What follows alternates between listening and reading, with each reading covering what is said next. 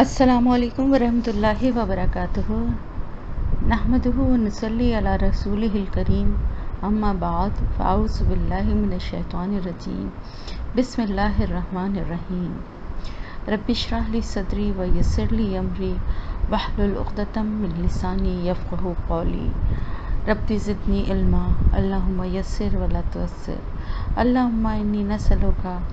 علما نافعا ورزقا طیبا وعملا متقبلا، آمین یا رب العالمین۔ تفسیر۔ پہلے ایک وضاحت کر دوں کہ پچھلی تفسیر جو ہے وہ آیت نمبر 34 تک، جبکہ لفظی ترجمہ 35 تک تھا، لیکن آیت نمبر 34 تک کی تفسیر تھی، اور 34 کی بھی میں نے آپ سے کہا تھا کہ مزید جو ہے وہ میں اگلی اس میں اس کی تفسیر ڈیٹیل بتاؤں گی۔ ایکچولی یہاں سے جو سلسلہ شروع ہو رہا ہے آیات کا، وہ ایک مختلف موضوع اور ایک مختلف واقعے کی طرف اشارہ ہے، اور اس کا بیان ہے آگے۔ تو کیونکہ آیات ایک دوسرے سے ریلیٹڈ ہیں، ایک دوسرے سے کنیکٹڈ ہیں، تو وہاں پر اگر میں اس کی تفسیر بتاتی تو ایک تو وہ یا تو پھر بہت غیر تفصیل ہو جاتی، اور آپ کی آلریڈی اچھی خاصی تفصیل ہو گئی تھی، کئی آڈیوز ہو گئی تھیں، اور دوسرے یہ کہ اگر نہیں کرواتی تو وہ ایک ادھورا پن رہ جاتا ہے، اس وجہ سے میں نے چھوڑ دیا تھا۔ تو اب ہم جو ہے تفسیر جب کریں گے تو اب میں آپ کو کروا رہی ہوں آیت نمبر 33 34۔ پہلے 33 تو خیر کروا ہی دی تھی کہ چن لیا تھا، بے شک اللہ تعالیٰ نے چن لیا آدم اور نوح اور آل ابراہیم اور آل عمران کو۔ آدم اور نوح کا نام لیا اللہ پاک نے، یہ حضرت آدم علیہ السلام پہلے دنیا کے انسان اور پہلے پیغمبر، اور ان کی بڑی فضیلت ہے، اور حضرت نوح علیہ السلام اولو العزم پیغمبروں میں سے ایک تھے، اور ایک طرح سے انہیں آدم ثانی بھی کہا جاتا تھا، کیونکہ طوفان نوح کے بعد دنیا جب دوبارہ آباد ہوئی تو ان کی اولاد سے ہی آباد ہوئی۔ پھر آل ابراہیم اور آل عمران کا یہاں ذکر ہے۔ آل ابراہیم حضرت ابراہیم علیہ السلام کی اولاد، ابو الانبیاء جن کو کہا جاتا ہے، سب سے زیادہ پیغمبر انہی کی نسل سے، انہی کی اولاد میں تھے۔ اور آل عمران جو ہیں وہ حضرت موسیٰ علیہ السلام کے والد کا نام تھا، اور آپ کو معلوم ہے کہ حضرت موسیٰ علیہ السلام اور حضرت ہارون علیہ السلام دونوں پیغمبر تھے، دونوں بھائی تھے، اور اس کے بعد حضرت موسیٰ علیہ السلام کی نسل سے بہت سارے پیغمبر جو تھے وہ آگے ایک کے بعد ایک آتے گئے، اور یہ سارے پیغمبر جو تھے ظاہر ہے ان کا بھی ڈائریکٹ جو ہے پہلے حضرت موسیٰ علیہ السلام، اور اس کے بعد پھر ان کا بھی سلسلہ حضرت ابراہیم، اور پھر اس کے بعد حضرت نوح اور حضرت آدم علیہ السلام سے ہی ملتا ہے، کیونکہ ظاہر ہے ابتدا جہاں سے ہوئی تھی سارے سلسلے جا کے وہیں جڑتے ہیں، لیکن ایک خاندان اور ایک مخصوص اس کی حوالہ دینے کے لیے ان کے نام الگ الگ لیے گئے، اور بتایا جا رہا ہے کہ آل ابراہیم اور آل عمران کو جہان والوں پر اللہ تعالیٰ نے چن کے اللہ پاک نے ان کو فضیلت دی۔ ان کی ذریتاً بعدھا من بعد واللہ سمیع علیم، ان کی اولادیں ایک کے بعد ایک یا کچھ عرصے بعد جو ہیں وہ پیغمبر بنتی گئیں، یا اللہ پاک نبوت دیتے گئے۔ بتانے کا مقصد صرف یہ ہے کہ یہ سب اللہ کے بندے تھے،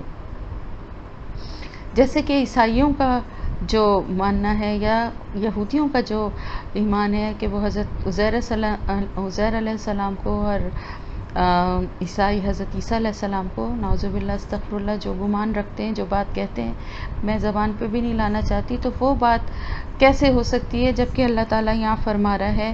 ذریتاً، اولادیں ہیں وہ سب ایک دوسرے کی، یعنی حضرت آدم علیہ السلام سے جو سلسلہ چلا تھا تو انہی کی اولادوں میں سے، اور پھر آگے یہ جن کے نام لیے گئے جن پیغمبروں کے، ان کی اولادوں میں سے ہی آگے پیغمبر اور نبی اللہ پاک جس بندے کو، کیونکہ نبوت بھی اور دین کا کام بھی یہ سب خالصتاً اللہ کے سے ہی ریلیٹڈ ہیں۔ ویسے تو ہر کام اور ہر بات اللہ سے ہی منسوب ہے، لیکن یہ اللہ کے حکمت اور اللہ کی مشیت ہوتی ہے کہ وہ اپنے بندوں میں سے کچھ بندوں کو کسی خاص مقصد کے لیے چن لیتا ہے، اور پھر ان کو اسی کے حساب سے ذمہ داری دیتا ہے۔ تو یہ اس انسان کی خوش قسمتی بھی ہے، لیکن اس سے زیادہ اللہ پاک نے کس وجہ سے یہ فیصلہ کیا اور اس کی کیا حکمت تھی، یہ اس بارے میں ہم تو کچھ بھی نہیں کہہ سکتے، کیونکہ یہ اللہ کے فیصلے ہیں. لیکن وہ اللہ کے برگزیدہ بندے، اللہ کے نیک بندے ہوتے ہیں جنہیں اللہ پاک نبوت کے لیے چن لیتا ہے. یہاں پر ان کا ہی ذکر ہے کہ یہ سب انسان تھے، ایک دوسرے کی اولادوں میں سے تھے، اور اللہ سننے والا ہے اور جاننے والا ہے. اللہ تعالیٰ کی یہ دو خوبیاں یہاں پر اس لیے بتائی جا رہی ہیں کہ جو باتیں لوگ کہتے ہیں، جس طرح کے لوگوں نے عقیدے بنا لیے اور ان کے اوپر عمل کر رہے ہیں، تو وہ سب کچھ اللہ پاک سن بھی رہا ہے، اور اللہ سے زیادہ جاننے والا کون ہے جو ان ساری باتوں کی حقیقت کو جانتا بھی ہے. پھر آگے جو آیت ہے، یہاں سے ایک واقعہ شروع ہوتا ہے جو کہ حضرت مریم علیہ السلام کی پیدائش اور پھر حضرت عیسیٰ علیہ السلام کی پیدائش کے واقعے سے آگے بڑھتے ہوئے ہم وہاں تک پہنچیں گے. اس قالت امرأۃ، جب قالت کہا، کس نے کہا؟ امرات کس کو کہتے ہیں؟ عورت کو. عمرانہ یعنی عمران کی. اس سے ہمیں کیا بات پتہ چلی کہ حضرت موسیٰ علیہ السلام کے والد کا نام بھی عمران تھا، لیکن حضرت مریم علیہ السلام کے والد کا نام بھی عمران تھا. اور آل عمران جو ہے وہ حضرت مریم اور حضرت عیسیٰ کے لیے بھی، کیونکہ وہ بھی اللہ کے پیغمبر تھے، حضرت عیسیٰ علیہ السلام بھی، تو یہ ان کا بھی ذکر ہو سکتا ہے. تو عمران ان کے والد کا نام تھا اور ان کی والدہ کا نام تھا حنا. ہمیں جو ملتا ہے ذکر تاریخ میں اور اس میں کہ ان کی والدہ کا نام تھا حنا، جو کہ بڑی نیک اور بہت عبادت گزار اور اللہ پہ یقین رکھنے والی خاتون تھی. کیسے؟ یہ ہمیں اس سے اندازہ ہوتا ہے سب سے بڑا کہ اللہ پاک قرآن میں ان کے بارے میں جو ذکر کر رہا ہے اور جو باتیں ہمیں بتائی جا رہی ہیں ان کو ذرا غور سے سنیں اور اس سے سبق سیکھیں. انہوں نے کیا کہا کہ اے میرے رب، بے شک میں نظر مانتی ہوں، منت مانتی ہوں تیرے لیے جو بھی میرے بطن میں یا میرے پیٹ میں ہے. کہا جاتا ہے کہ کافی شادی کے بعد کافی عرصے تک ان کی کوئی اولاد نہیں تھی، اور وہ اللہ سے لیکن بہت دعا کرتی تھیں، اور اللہ نے پھر ان کی دعا قبول کی. اور جب وہ پریگننٹ ہوئیں تو انہوں نے پریگننٹ ہونے کے بعد کچھ عرصے کے بعد اتفاق کیا ہوا کہ ان کے شوہر کا انتقال ہو گیا اور وہ بیوہ ہو گئی. تو ایک عورت کے لیے یہ بہت بڑی آزمائش کا وقت تھا، اور خاص طور سے اس وقت جب کہ وہ پریگننٹ بھی تھی، اور ایک بہت بڑی خوشی اس کی زندگی میں آنے والی تھی، لیکن ایک بہت بڑی غم اس سے پہلے اس کو مل گیا. لیکن وہ ایک نیک عورت تھیں، اور انہوں نے اس مشکل اور آزمائش کے وقت میں بھی اپنے اللہ سے کیا کہا کہ میں نظر کرتی ہوں، میں نے یہ منت مانی ہے کہ جو بھی میری اولاد ہوگی اس کو میں تیرے لیے وقف کر دوں گی، تیری نظر کر دوں گی. آپ دیکھتے ہوں گے نا اکثر یہاں پر پاکستان میں بھی مزاروں وغیرہ پہ بہت سے بچے یا کچھ اس طرح کے لوگ اپنے بچے وہاں چھوڑ جاتے ہیں. اس کا وہ یہ کہتے ہیں کہ جی وہاں پہ وہ منت یہ مانتے ہیں کہ اگر ہمارے یہاں اولاد ہوگی تو ہم اپنا پہلا بچہ یہاں پہ جس پیر یا فقیر یا جس کی بھی وہ سمجھتے ہیں تو ہم یہاں پر چھوڑ جائیں گے. طریقہ کار تو وہی ہے، طریقہ کار نہیں بلکہ بات وہی ہے، طریقہ کار غلط ہے. کیوں غلط ہے؟ کیونکہ مانگنا کس سے چاہیے؟ اللہ سے، اور دینے والا کون ہے؟ اللہ. تو اللہ سے اگر مانگے اور اللہ کے نام پہ کسی بچے کو اپنے وقف کرنا ہے تو پھر کیا طریقہ اس کا ہوگا کہ اس کو دین کے کاموں کی طرف لگائے. اگر اللہ کے لیے کسی اولاد کو اپنی وقف کرنا ہے، یا اگر کوئی یہ چاہتا ہے کہ کسی کی اولاد نہیں ہوتی اور وہ یہ منت مانتا ہے کہ میری جو بھی اولاد ہوگی اللہ میں اس کو تیرے لیے وقف کر دوں، تو پھر وقف کرنے کا طریقہ کیا ہے اس کا؟ کسی مزار پہ چھوڑ کر آنا؟ نہیں. اس کا طریقہ یہ ہے کہ اس کو دین کے لیے وقف کرے، اس کو دینی تعلیم دلائے اچھی سے اچھی۔ اس کا یہ مطلب نہیں ہے کہ کسی ایسے مدرسے میں جہاں پر صرف ڈنڈے اور لاٹھیاں برسا کے اور زبردستی بچوں کو رٹو طوطا بنایا جاتا ہے، بلکہ دین اور فقہ کی اچھی تعلیم شعور کے ساتھ، اور اس کو ایک اچھا مسلمان، اور اس کو یہ تو خیر ہر بچے کے لیے ہی کرنا چاہیے، کسی کو نظر کرے یا نہ کرے، کہ اس کو ایک اچھا مسلمان اور ایک اچھا انسان بنائے۔ تو وہ جو تھی، آپ یہ سوچیں کہ جس بچے کی سے ان کی زندگی کی اب ساری خوشیاں وابستہ تھیں شوہر کے ختم ہونے کے بعد، ظاہر ہے اب وہ جس دور سے جس تکلیف سے گزر رہی ہوں گی، اس میں ان کے لیے اس بچے کی کیا اہمیت ہوگی، لیکن ان کی آپ اللہ سے ان کا اخلاص دیکھیں کہ اس کے باوجود انہوں نے کیا دعا کی اللہ سے، کیا اللہ سے دعا مانگ رہی ہیں۔ اب ذرا اس دعا کو سنیں کہ جو بھی میرے پیٹ میں میری اولاد ہے اس کو میں تیرے لیے نظر کر دوں گی، فتقبل منی، تو قبول کر لے مجھ سے۔ یعنی اس بات سے آپ ان کے اخلاص کا اندازہ لگائیں کہ انہوں نے یہ نہیں کہا، انہوں نے کہ میں اتنی تکلیف میں ہوں لیکن پھر بھی میں اللہ میں تیرے حوالے کر رہی ہوں۔ یعنی اپنے آپ کو بجائے اس کے کہ اپنی کسی نیکی کو بڑا سمجھنے کے یا اپنی تکلیف کو اللہ کے لیے نظر انداز کرنے میں کوئی بڑائی سمجھنے، پھر بھی کس طرح سے اللہ سے التجا کر رہی ہیں کہ مجھ سے تو اس کو قبول کر لے۔ انک انت السمیع العلیم، یعنی بے شک تو ہی سننے والا اور جاننے والا ہے۔ یعنی اللہ تعالیٰ تو ہی میرے دل کی حالت جانتا ہے۔ آپ دیکھیں نا، اللہ تعالیٰ دل کے حال کو، اب پیچھے ہم نے ابھی پڑھا بھی نا کہ تم ظاہر کرو یا چھپاؤ، تمہارے سینوں کے بھید، تمہارے دلوں کے راز سب اللہ کے آگے آیا ہے۔ تو وہ اللہ کی اسی صفت کا ان کو احساس تھا، اور انہوں نے کہا کہ تو ہی سب سے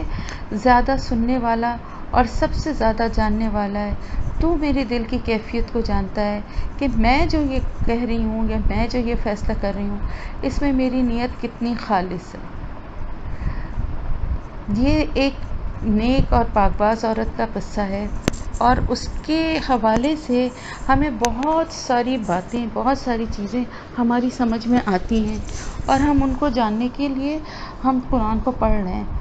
جس میں سے سب سے بڑی بات، پہلی بات ہمیں یہ پتہ چلی کہ ماں کا بھی اپنی اولاد پر اتنا ہی حق ہے جتنا کہ باپ کا ہے۔ اپنی اولاد کے لیے فیصلہ کرنے کا حق ماں کو بھی ہے، باپ کو بھی ہے۔ ہمارے ہاں ماں اگر کچھ کرنا چاہے اپنی اولاد کے لیے، فرض کریں کسی گھرانے میں کسی جگہ پر ماں چاہ رہی ہے کہ بچے کو کسی کو حفظ کرائے، لیکن باپ چاہتا ہے نہیں، تو کیا ماں کروا سکتی ہے؟ یا ماں چاہ رہی ہے کچھ اور باپ چاہ رہا ہے کچھ اور، یا باپ حفظ کروانا چاہ رہا ہے، ماں چاہ رہی ہے کہ نہیں میں کچھ اور اس کو ایجوکیشن یا کچھ ایسا اس میں کروں، تو کس کی چلے گی؟ زیادہ تر گھرانوں میں باپ کی چلے گی، ہے نا؟ لیکن یہاں ہمیں کیا پتہ چل رہا ہے کہ اللہ تعالیٰ نے دونوں کو برابر کے حق دیے، اور وہ عورت ہوتے ہوئے بھی، اب دیکھیں نا، ان کے شوہر کا انتقال ہوا تھا، کوئی پورا خاندان تھوڑی ختم ہو گیا تھا، خاندان تو باقی ہوگا نا، ان کا بھی خاندان باقی ہوگا، ان کے شوہر کا بھی خاندان باقی ہوگا، لیکن سارے فیصلے کرنے کا حق کس کو تھا؟ ماں کو۔ ماں نے جو دل سے خواہش کی، جو اپنے بچے کے لیے بہتر سمجھا، اب ظاہر ہے ان کو تو نہیں پتا تھا نا کہ آگے کیا ہونے والا ہے، بیٹا ہوگا یا بیٹی ہوگی، اپنی طرف سے تو وہ یہی سمجھ رہی تھی کہ بیٹا ہی ہوگا، جو میرے پیٹ میں ہے محررن، محررن آزاد، آزاد کس چیز سے آزاد؟ میری خدمت سے آزاد، یعنی اس کو میں اس طرح تیری نظر کروں گی کہ وہ صرف تیری ہی عبادت کرے گا اور تیرے لیے ہی کام کرے گا، تیرے دین کے لیے ہی کام کرے گا، وہ میرے لیے، میں اس کو اپنی خدمت اور اپنی اس سے آزاد کرتی ہوں، کہ یعنی وہ صرف میرے کاموں میں یا میرے ہی پیچھے لگا رہے یا میرے ہی کام کرتا رہے یا میری ہی دیکھ بھال کرتا رہے، اس سے میں اسے آزاد کرتی ہوں۔ یہ بہت بہت بڑا فیصلہ تھا، کیونکہ آپ کو پتہ ہے ویسے بھی شوہر کی موجودگی میں بھی اولاد سے ماں باپ دونوں کو بڑی توقعات ہوتی ہیں، اور جس میں سب سے بڑی توقع یہی ہوتی ہے کہ یہ جب ہم بوڑھے ہو جائیں گے یا ہم ایسی عمر میں پہنچیں گے جب ہم کمانے کے قابل نہیں رہیں گے یا ہم کچھ کام کرنے کے قابل نہیں رہیں گے تو ہمارے بچے ہمیں سنبھال لیں گے یا ہمارا خیال کریں گے. اور کسی حد تک یہ بات صحیح بھی ہے، ایسا ہی ہوتا ہے اور ہونا بھی چاہیے. لیکن وہ اتنی بےلوث اور اتنا اخلاص تھا ان کے دل میں کہ انہوں نے اپنے لیے یہ بات بھی نہیں سوچی اور اس چیز کے حق کو بھی اپنے لیے نہیں رکھا، بلکہ اپنے سارے حق جو تھے وہ اللہ کے لیے نظر کر دیے. بے شک تو ہی سننے والا اور سب سے زیادہ جاننے والا ہے. تو اللہ تعالیٰ تو جاننے والا اور سننے والا ہے ہی، اس میں تو کوئی شک ہے ہی نہیں. تو بات یہ نہیں ہوتی ہے، بات یہ ہوتی ہے کہ دیکھیں یہ باتیں اس عورت نے اپنے اللہ سے کس طرح سے کی. یہ باتیں یہاں پر اللہ پاک کیا فرما رہا ہے؟ اللہ تعالیٰ یہاں پر یہ تو نہیں کہہ رہا نا کہ جس وقت وہ اپنی بہن سے یہ باتیں کہہ رہی تھیں، یا جس وقت وہ اپنی ماں سے یہ بات کر رہی تھی، یا جس وقت وہ اپنے بھائی سے یہ بات کر رہی تھی، ایسا کچھ بھی نہیں ہے نا یہاں. اس قالت امرات، جب کہا عورت نے عمران کی، تو کس سے کہا؟ اللہ سے کہا. اس سے ہمیں ایک بہت اہم بات یہ بھی پتہ چلتی ہے، جو کہ ہم بولتے تو ہیں لیکن ہم اس پہ عمل نہیں کرتے، کہ ہر بات ہمیں کس سے کہنی چاہیے؟ اللہ سے.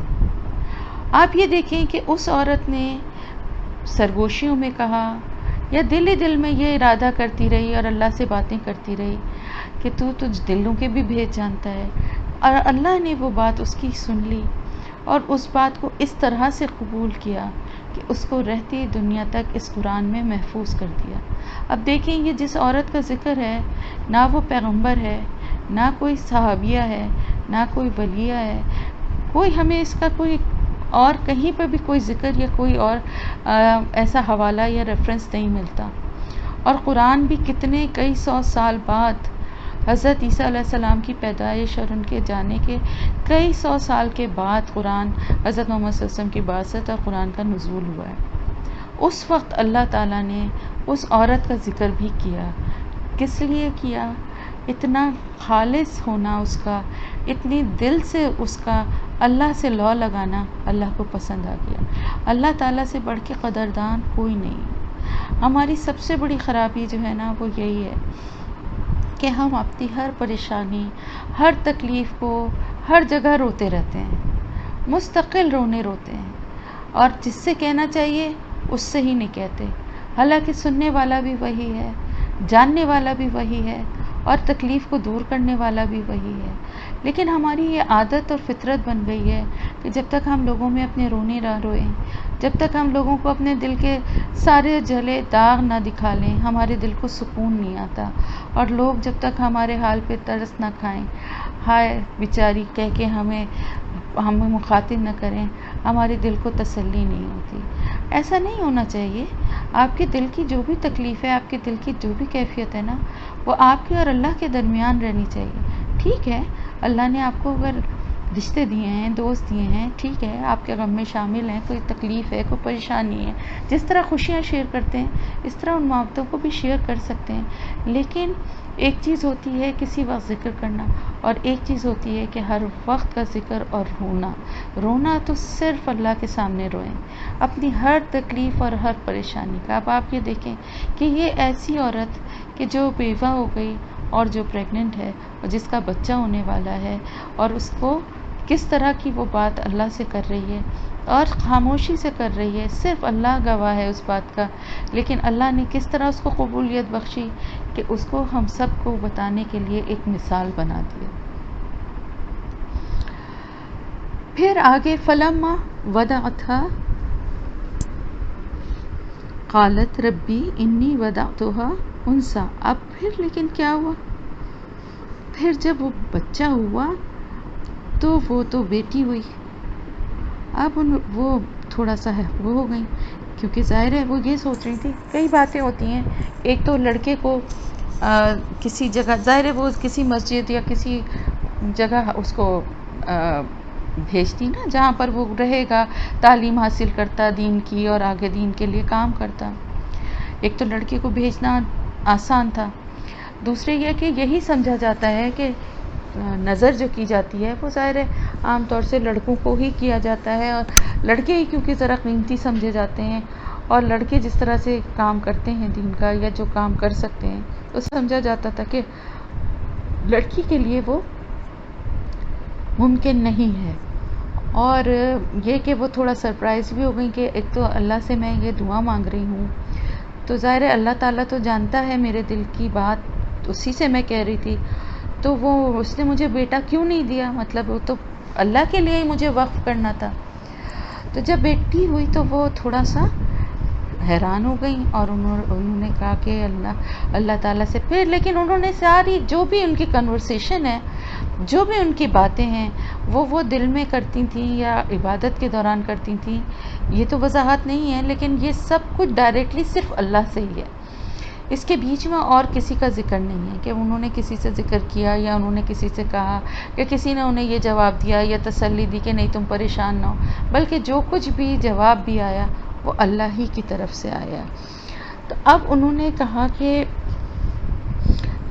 ऐ मेरे रब, मैंने तो बेटी को जन्म दिया है और अल्लाह ताला जानता है कि मैं क्या किस चीज़ को जन्म देने वाली हूँ। वल्लाहु आलमु बिमा वदाअत, यानी अल्लाह ताला तो जानता है, खूब बहुत अच्छी तरह जानता था कि मैं किस चीज़ को जन्म देने वाली हूँ, और मेरी दुआ का भी अल्लाह को पता था। अब अल्लाह ताला की तरफ से क्या, वलैसा ज़करु कल उनसा, और लड़का लड़की जैसा नहीं है। देखें यहाँ पर क्या मिसाल की दी है। हमारे यहाँ क्या किया जाता है कि भाई लड़कियाँ लड़कों की तरह थोड़ी होती हैं, लड़कियाँ लड़कों की तरह थोड़ी काम कर सकती हैं, ऐसी ही मिसाल दी जाती है ना। लेकिन यहाँ क्या मिसाल दी गई, लड़का लड़की के जैसा नहीं होता। क्यों ये जवाब है, इसलिए कि लड़के से वो काम लिया नहीं जा सकता था जो इस लड़की से अल्लाह ताला को लेना था। ये अल्लाह की हिकमत थी ना। बाज़ दफ़ा देखें दुआ कबूल होती है और हम कहते हैं कि हम इस तरह की चीज़ नहीं मांगी थी, या हमने ये तो नहीं मांगा था, हमें ये मिल गया। तो बाज़ दफ़ा अल्लाह के फ़ैसलों की हिकमत हमें समझ में आ जाती है, और बाज़ दफ़ा फ़ौरी नहीं भी आती। अब देखें सालों उनको ये हिकमत, ये बात समझ में किसी को नहीं आ सकती थी कि लड़की से होने में क्या अल्लाह की हिकमत पोशीदा थी। तो लड़का जो है वो लड़की जैसा नहीं हो सकता। चाहे बहुत सारे काम लड़का कर सकता है, लड़की नहीं कर सकती, और बहुत से काम लड़की कर सकती है, लड़का नहीं कर सकता। अल्लाह ताला ने दोनों को तो अलग अलग जेंडर में बनाया है, तो दोनों में अलग अलग सलाहियतें और क्वालिटीज़ भी दी हैं, दोनों की खुसूसियात भी फ़र्क हैं, इसलिए दोनों का एक दूसरे से कोई मुकाबला नहीं है। हमारे यहाँ क्या होता है, हमारे यहाँ की जाहिलाना सोच ये है कि हम लड़के और लड़की, औरत और मर्द, बेटे और बेटी का मुकाबला शुरू कर देते हैं, और औरतें बाहर निकल आती हैं ये कह के कि जी हम भी मर्दों के बराबर हैं। घरों में जो है वो बेटे और बेटियों के फ़र्क को इस तरह से वो किया जाता है कि उन दोनों का हर चीज़ में कंपैरिजन और हर चीज़ में मुकाबलेबाजी होती है, जबकि लड़कियां बिल्कुल डिफरेंट हैं और लड़के बिल्कुल डिफरेंट है। इसका ये मतलब नहीं है कि कोई किसी से कमतर है और कोई किसी से बढ़तर है, लेकिन ये अल्लाह ताला की तरफ से बनाई गई दो डिफरेंट जेंडर हैं जिनकी अलग क्वालिटीज़ हैं। मर्द को अल्लाह ताला ने ज़्यादा मजबूत बनाया है, औरत के मुकाबले में औरत कमज़ोर है। ज़्यादा अल्लाह ताला ने फ़ैसला करने की क़ुव्वत और ज़्यादा मजबूत, इस लिहाज से मजबूत कि जज्बातियत नहीं है उनमें, मर्दों में। अल्लाह ताला ने उनको ऐसे बनाया। लेकिन औरत को अल्लाह पाक ने बहुत नरमी दी है,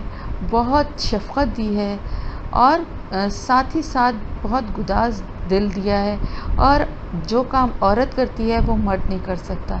बच्चे की पैदाइश से लेके बच्चे की परवरिश اور اس کی تمام دیکھ بھال اور یہ سارا کچھ جس ذمہ داری سے جس طرح ماں کرتی ہے یہ باپ نہیں کر سکتا. باپ میں اتنا پیشنس نہیں ہے.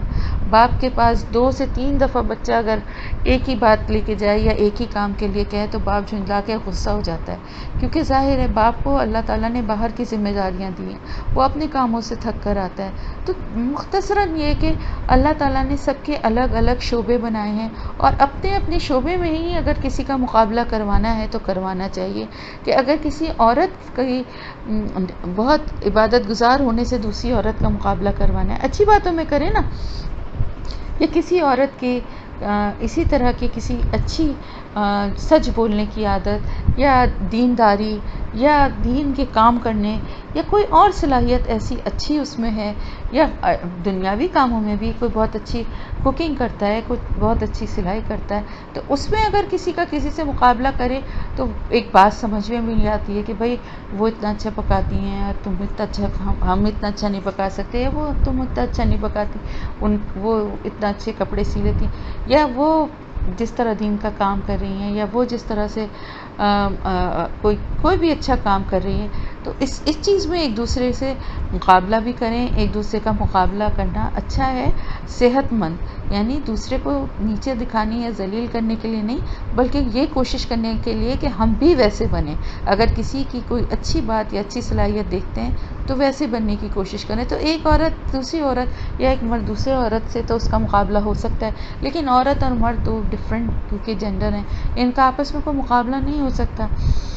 اور یہاں پر جو ہے جو وجہ تھی وہ ہمیں تو ظاہر ہے, ہم اتنے سالوں کے بعد ہم تو قرآن پڑھ رہے ہیں تو ہمیں سمجھ میں آ رہی ہے, لیکن اس وقت ان کو سمجھ میں نہیں آیا. لیکن بہرحال کیونکہ اللہ کا فیصلہ تھا اور اللہ سے انہوں نے دعا کی تھی اور اللہ نے ہی ان کو بیٹی دی تھی, تو انہوں نے اللہ کا شکر ادا کرنے کے بعد اس کا نام رکھ دیا سمیتھا, یعنی نام رکھا اس کا مریم. اور مریم نام جو ہے یہ بہت بامانی نام ہے, اور مریم کا مطلب اطاعت گزار اور عبادت گزار, یعنی فرما بردار بھی اور عبادت گزار بھی, دونوں کوالٹی اس نام کا مفہوم ہے. یعنی ایک ایسی لڑکی انہوں نے خواہش کی, نام سے اندازہ ہوتا ہے کہ ان کی خواہش تھی کہ ایک ایسی لڑکی, کیونکہ اس کو اللہ کے لیے نظر کر رہی ہیں, جو اللہ کی فرما بردار بھی ہو اور اللہ کے لیے دین کے لیے کام کرنے والی, اس اطاعت گزار خدمت گزار بھی ہو. ٹھیک ہے, تو انہوں نے اس کا نام رکھا مریم.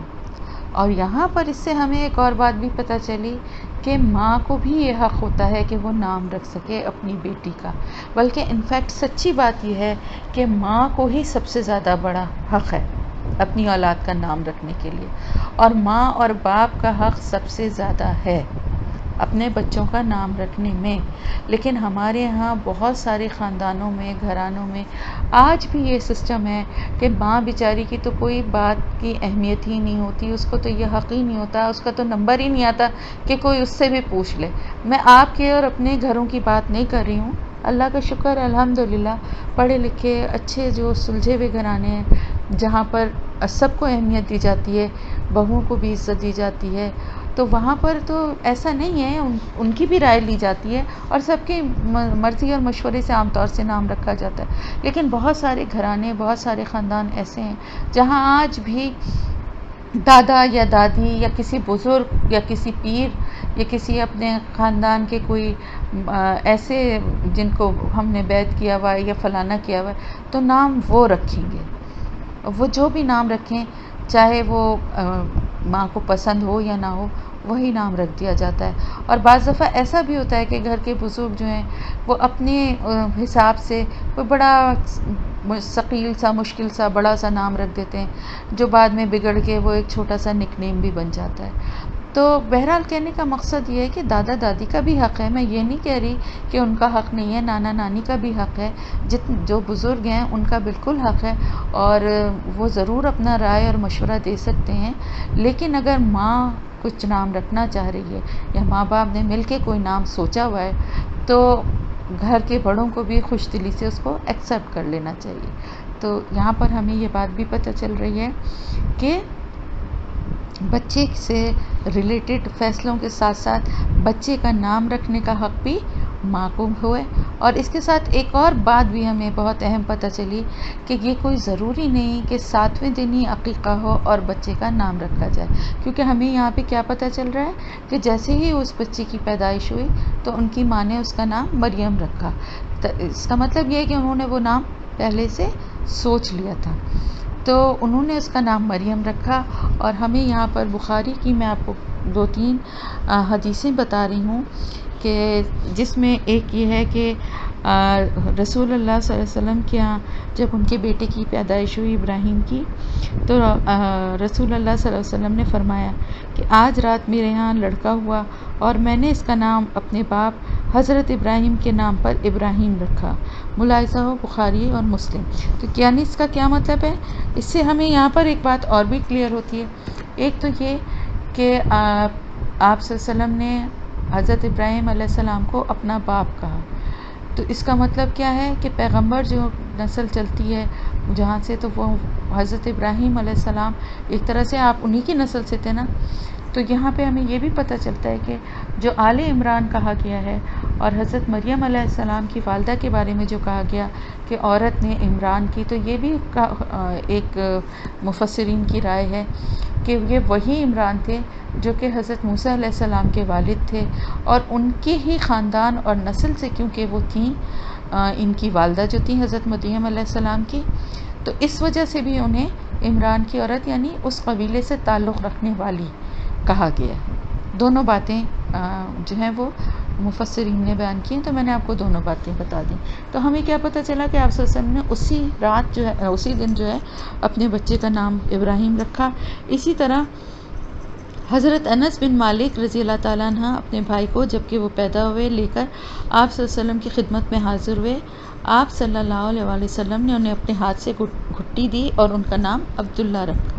یہ حدیث بھی بخاری اور مسلم میں موجود ہے. تو اس سے ہمیں یہ پتہ چلتا ہے کہ اور لیکن یہ بھی ہے کہ مسند احمد اور سنن میں ایک اور حدیث مروی ہے اور بخاری کی صحیح حدیث بھی ہے کہ آپ صلی اللہ علیہ وسلم نے 7ویں دن جو ہے بچے کا سر منڈوانا اور پھر جانور ذبح کرنا اور نام رکھنے کے لیے کہا. تو اس سے کیا پتہ چلتا ہے ہمیں کہ دونوں چیزیں کیونکہ ہمارے پاس موجود ہیں حدیث کی شکل میں، تو اس سے ہمیں یہ پتہ چلتا ہے کہ دونوں باتیں کرنے میں کوئی مذائقہ نہیں، یعنی اسی دن بھی بچے کا نام رکھا جا سکتا ہے. اور اگر نہیں ابھی سوچا، بعض دفعہ کہ اکثر ایسا ہوتا ہے نا کہ گھر والے پہلے سے نام سوچ کے رکھتے ہیں کہ بیٹا ہوگا تو یہ، بیٹی ہوگی تو یہ، کئی سجیشنز پہلے سے ہی ہوتے ہیں. اور آج کل جو سسٹم ہے اس میں تو ہاسپٹل میں ہی آپ کو کیونکہ فارم فل کر کے دینا ہوتا ہے جو برتھ سرٹیفکیٹ کے لیے جاتا ہے، تو نام آپ کو اس میں لکھنا ہی ہوتا ہے. تو اس لیے پہلے سے ہی سوچا ہوا ہوتا ہے تو فوراً ہی نام رکھ دیا جاتا ہے. لیکن اگر کسی نے نہیں بھی رکھا کسی وجہ سے اور ڈیسائیڈ نہیں تھا، یا لڑکی سمجھ رہے تھے لڑکا ہو گیا، لڑکا سمجھ رہے تھے، حالانکہ آج کل یہ چیزیں پہلے سے ہی پتہ چل بھی جاتی ہیں، لیکن پھر بھی کوئی بھی وجہ XYZ ہو سکتی ہے، تو اس کے لیے پھر 7ویں دن تک ضرور اس بچے کا نام رکھ دیا جائے اور اس کا عقیقہ کر دیا جائے، کیونکہ عقیقہ جو ہے وہ صدقہ ایک طرح سے جو بچے کے بیماریوں اور بلاؤں کو ٹالتا ہے. تو انہوں نے اپنی بچی کا نام مریم رکھا اور ساتھ ہی ساتھ کہا کہ اللہ تعالیٰ سے یہ ساری بات ان کی ہو رہی ہے کہ اور بے شک میں اسے پناہ میں دیتی ہوں تیری اور اس کی اولاد کو بھی شیطان مردود سے. اب ایک اور ہمیں امپورٹنٹ بات، یہ دو بلکہ اہم باتیں پتہ چلیں. ایک تو یہ کہ انہوں نے اپنی اولاد کے لیے پیدا ہوتے ہی دعا مانگی، تو ماں کو جو ہے اپنے بچے کی پیدائش کے وقت اسی وقت اس کے لیے دعا کرنی چاہیے. ہائے ہوئی کرنے کے بجائے اپنے بچے کے لیے سب سے پہلے دعا کرنی چاہیے کہ اللہ پاک اس کو شیطان مردود سے محفوظ رکھے. اور ساتھ ہی ساتھ صرف یہی نہیں بلکہ اس کی اولاد کے لیے بھی دعا کی. تو ہمیں کیا پتہ چلتا ہے کہ ہم جب بھی دعا کریں کسی کے لیے تو ہمیں اسٹیپ بائی اسٹیپ کرنی ہے. یعنی اگر ماں باپ کے لیے کر رہے ہیں اور اولاد کے لیے بھی کر رہے ہیں تو پہلے ماں باپ کے لیے اور پھر اولاد کے لیے، یعنی پہلے ماں باپ اور پھر ان کی اولاد کے لیے دعا کی جائے گی. دعا کا طریقہ بھی یہی ہے. تو اس کے لیے جو ہے انہوں نے جو دعا کی تو حدیث جو ہے بخاری اور مسلم کی اور بہت سی اور بھی کتابوں میں یہ حدیث ہے کہ رسول اللہ صلی اللہ علیہ وسلم نے فرمایا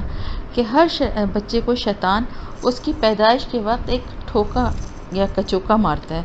اور اسی سے وہ چیخ کر رونے لگتا ہے، لیکن حضرت مریم اور حضرت عیسیٰ علیہ السلام اس سے محفوظ رہے۔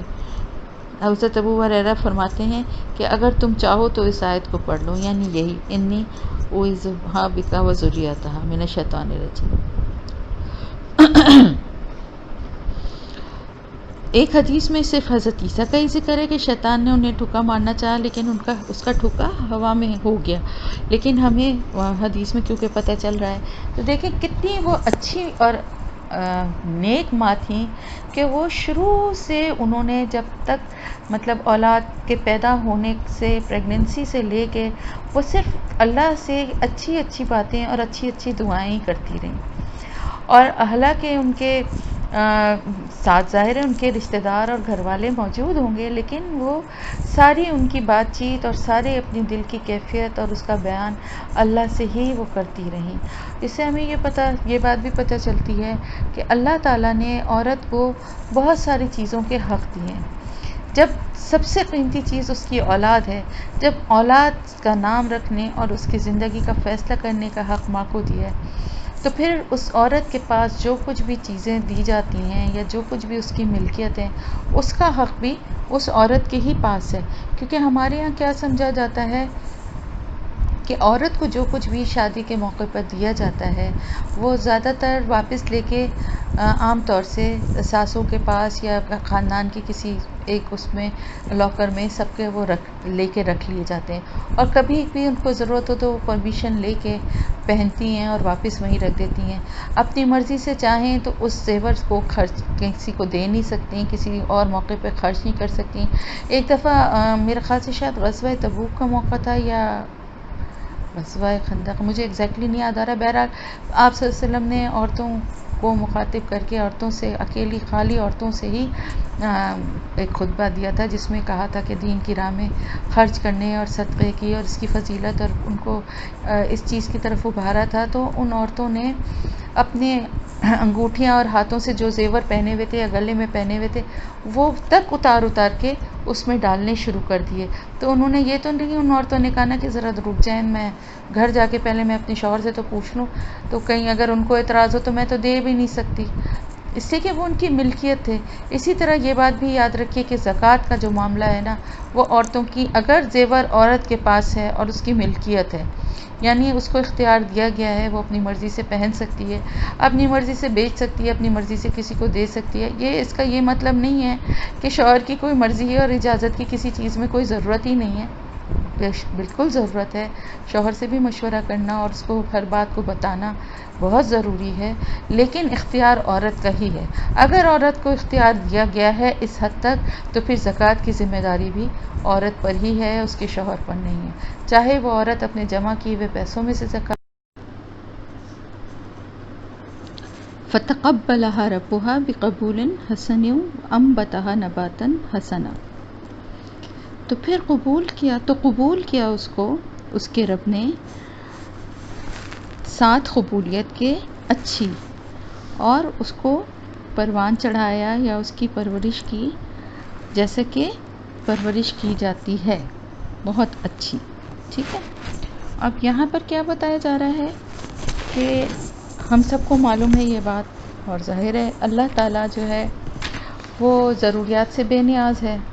اس کی ذات جو ہے صرف دینے والی ذات ہے، اس کو کسی سے کچھ نہیں چاہیے، نہ وہ کسی چیز کی اس کو ضرورت ہے، نہ حاجت ہے، اور نہ کوئی اس کو کچھ دے سکتا ہے، لیکن اس کے باوجود وہ بے انتہا اپنے بندوں پہ مہربان ہے، شفیق ہے، اور اپنے بندوں کی دل کی کیفیت اور ان کی نیتوں کو جانتے ہوئے قبولیت بھی بخشتا ہے، ان کی طرف سے جو چیز نظر کی جائے۔ مثلا دیکھیں، اللہ تعالیٰ کو ہماری عبادتوں کی ضرورت نہیں ہے، اللہ تعالیٰ کو ہمارے پیسے مال کی ضرورت نہیں ہے کہ ہم خرچ کریں اس کی راہ میں۔ جو پوری دنیا کو، آسمان اور زمین کو، کائنات کو بنانے والا ہے، وہ ہر انسان کے لیے فرشتے بھی مقرر کر سکتا ہے جو اس کی ضروریات کو پوری کریں، اور ایسے اسباب بھی بنا سکتا ہے جس سے کوئی کسی کا محتاج نہ رہے، اور ایسا طریقہ، ایسا نظام بھی دنیا میں بنا سکتا ہے جس سے ہر ایک کے پاس دولت اور ہر ایک کے پاس رزق وافر مقدار میں ہو۔ لیکن بات ساری یہ ہے کہ یہ دنیا کا نظام چلانے کے لیے اس میں زندگی کے جو ذرائع ہیں یا جو اسباب ہیں ان میں کمی اور بیشی کر کے ہی لوگوں کی آزمائش ہے۔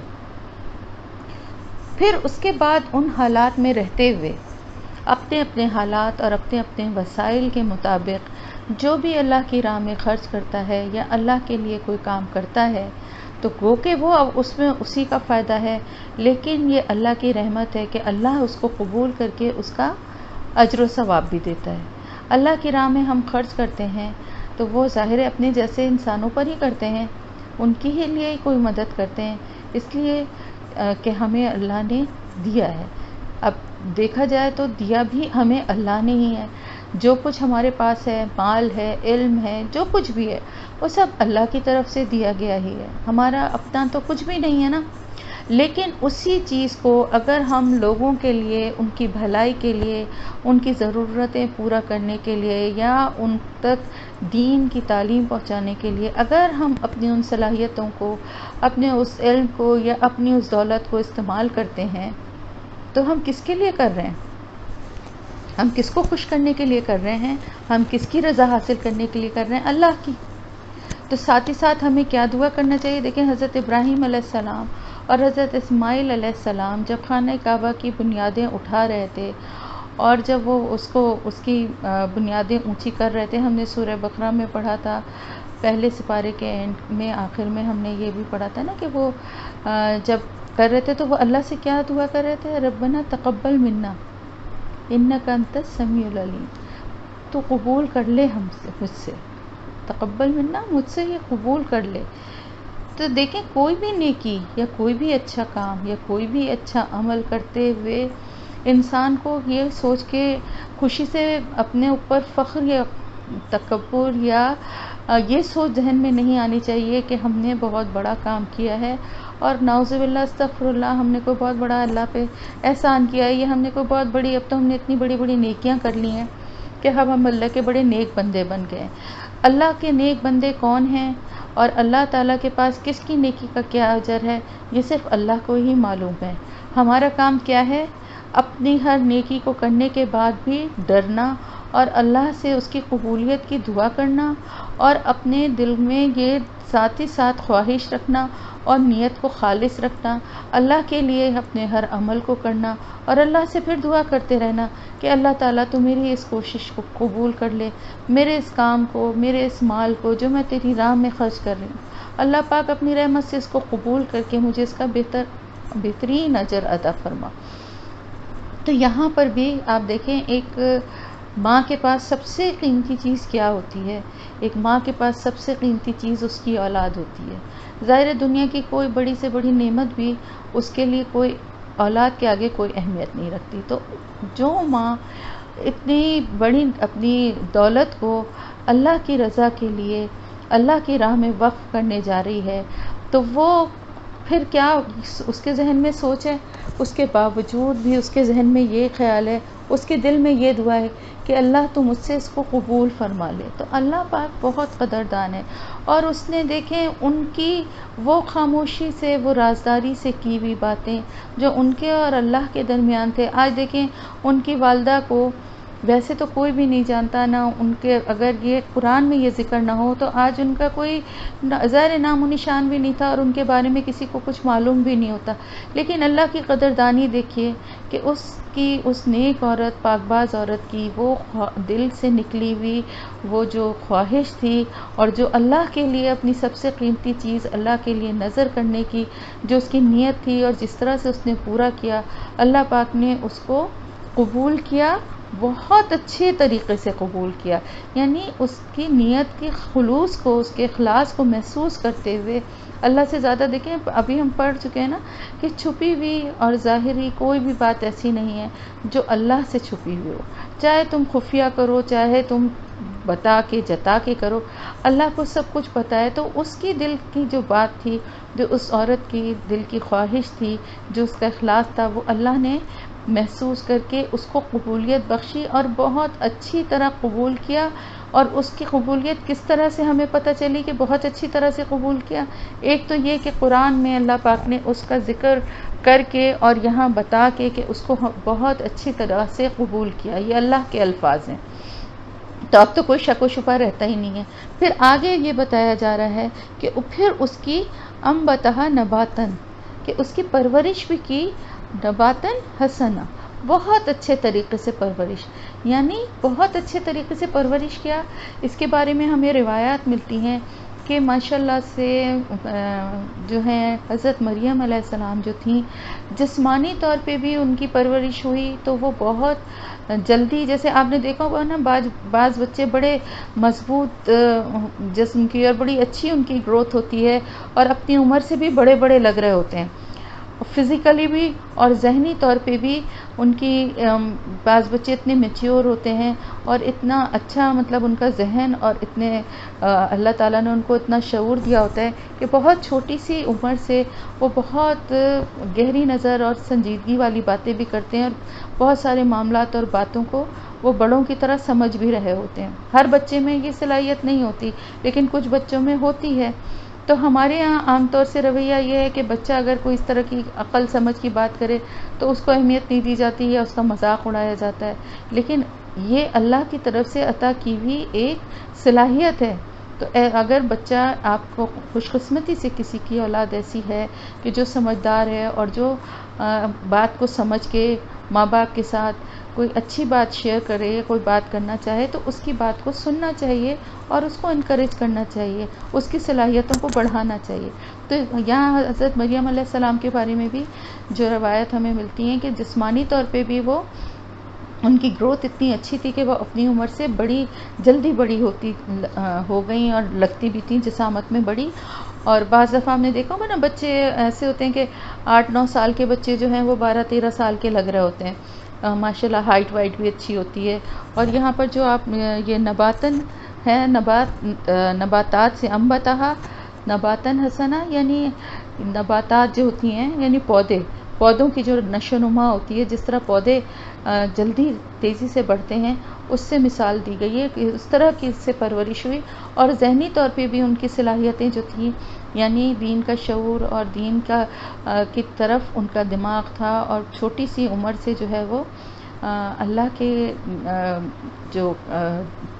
صحیفے اور جو کتابیں تھیں ان کو پڑھنا اور اللہ کی عبادت اور دین کے کام کرنے میں ان کا بہت دل لگتا تھا، اور بہت جلدی وہ یعنی ان کو جہاں رکھا گیا تھا، یہ ہیکل سلیمانی کا میں جو ایک محراب یا حجرہ تھا جہاں پہ ان کو رکھا گیا تھا اور ان کے لیے وہ مخصوص تھا، اس کمرے میں وہ اکیلی رہا کرتی تھیں اور وہاں وہ اللہ کی عبادت اور وہاں جا کے جو عبادت گاہ تھی وہاں پر سب کے ساتھ عبادت میں بھی شریک ہوتی تھیں اور اکیلے میں بھی عبادت کیا کرتی تھیں۔ تو یہ اللہ پاک کی ایک خصوصی عنایت تھی، اور یہ اس بات کا بھی ایک ثبوت تھی کہ اللہ پاک نے حضرت مریم کی والدہ کی دعا کو قبولیت بخش دی تھی، اور انہوں نے جو دعائیں اپنی اولاد کے لیے کی تھیں وہ مرحلہ وار اللہ پاک نے قبول کرتے ہوئے ان کو دکھایا کہ کس طرح سے وہ بچی جس کا باپ بھی نہیں اور جس کی ماں نے اتنی محبت اور اتنی آرزو سے اللہ کے حوالے اس کو کیا، تو اللہ نے بھی اس کی قدر کر کے اس بچی کو بہت اچھی سوچ اور بہت اچھی جسامت اور بہت اچھا ایک اللہ نے دین کا شعور اس کو دیا۔ وَكَفَّلَهَا زکریا، اور ان کی کفالت کس نے کی؟ زکریا علیہ السلام۔ زکریا علیہ السلام کون تھے؟ یہ بھی پیغمبر تھے بنی اسرائیل کے۔ یہ بنی اسرائیل کا ہی واقعہ ہے نا ابھی، یعنی سمجھیے آپ یہ بنی اسرائیل کے ہی دور وہی چل رہا ہے، توریت ان کی کتاب تورات ہے اور وہی تعلیمات اور وہی ہیں، لیکن یہ لوگ بے انتہا پستی میں گر چکے تھے اور بار بار آزمائے جانے کے بعد بھی گمراہی کے راستے پہ چلنے لگتے تھے، اور پیغمبروں کی نہ صرف یہ کہ تذلیل کرتے تھے، ان کی تکذیب کرتے تھے، بلکہ ان کو قتل بھی کر دیا کرتے تھے۔ یہ سب ہمیں قرآن بتا رہا ہے۔ تو حضرت زکریا علیہ السلام بھی ایک پیغمبر تھے اور اسی محراب میں جو ہے عبادت کرنے کے لیے آیا کرتے تھے، اور انہی کے ذمے حضرت مریم کی جو ہے کفالت وہ سپرد کی گئی تھی۔ کلما، جب کبھی بھی، داخل ہوتے تھے، علیہا، اس پر،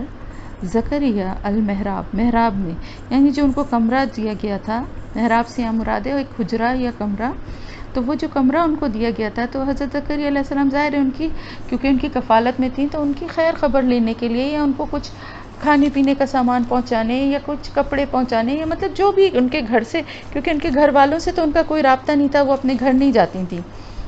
وہ وقف کر دیا گیا تھا، تو وہ اس عبادت گاہ میں ہی اپنی زندگی دن رات گزار رہی تھیں، تو ان کا لیے جو کچھ بھی سامان یا جو کچھ بھی لانا ہوتا تھا تو وہی لے کر آیا کرتے تھے۔ یہاں پر ہمیں دیکھیں ایک اور بھی بات پتہ چلتی ہے، اور وہ بہت اہم بات ہے جو کہ اسلام کا قاعدہ بھی رہا، کہ دیکھیں مائیں جو ہیں وہ اپنی اولاد کو دین کے لیے،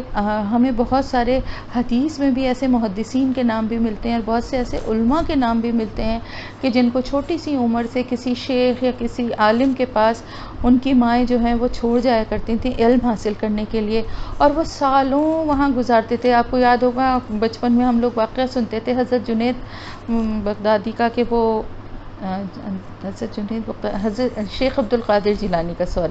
کہ وہ کس طرح سے ان کی ماں جو ہیں وہ بہت چھوٹے سے تھے اور ان کی ماں نے ان کو قافلے کے ساتھ روانہ کر دیا تھا، بغداد بھیج رہی تھیں کہ وہاں پہ کسی عالم کے پاس وہ ان کو وہاں پہ بھیج کے کہ وہاں وہ رہیں اور وہیں پر علم حاصل کریں، تو ان کے اندر کرتے میں دینار جو سی دیے گئے تھے، اور وہ جو واقعہ تھا کافی مشہور، آپ سب نے سنا ہوگا۔ تو بہرحال بتانے کا مقصد یہ کہ وہ ماں، وہ بھی تو ماں تھی نا، اور انہوں نے کس طرح اپنے دل پہ پتھر رکھ کے اپنے بچے کو قافلے والوں کے حوالے کیا تھا کہ وہ ان کو لے جائیں اور وہاں لے جا کے چھوڑ دیں، اور پھر وہ بچے سالوں اس مدرسے یا اس عالم کے پاس اپنی زندگی کے سال گزارتے تھے اور ان کے ساتھ رہ کے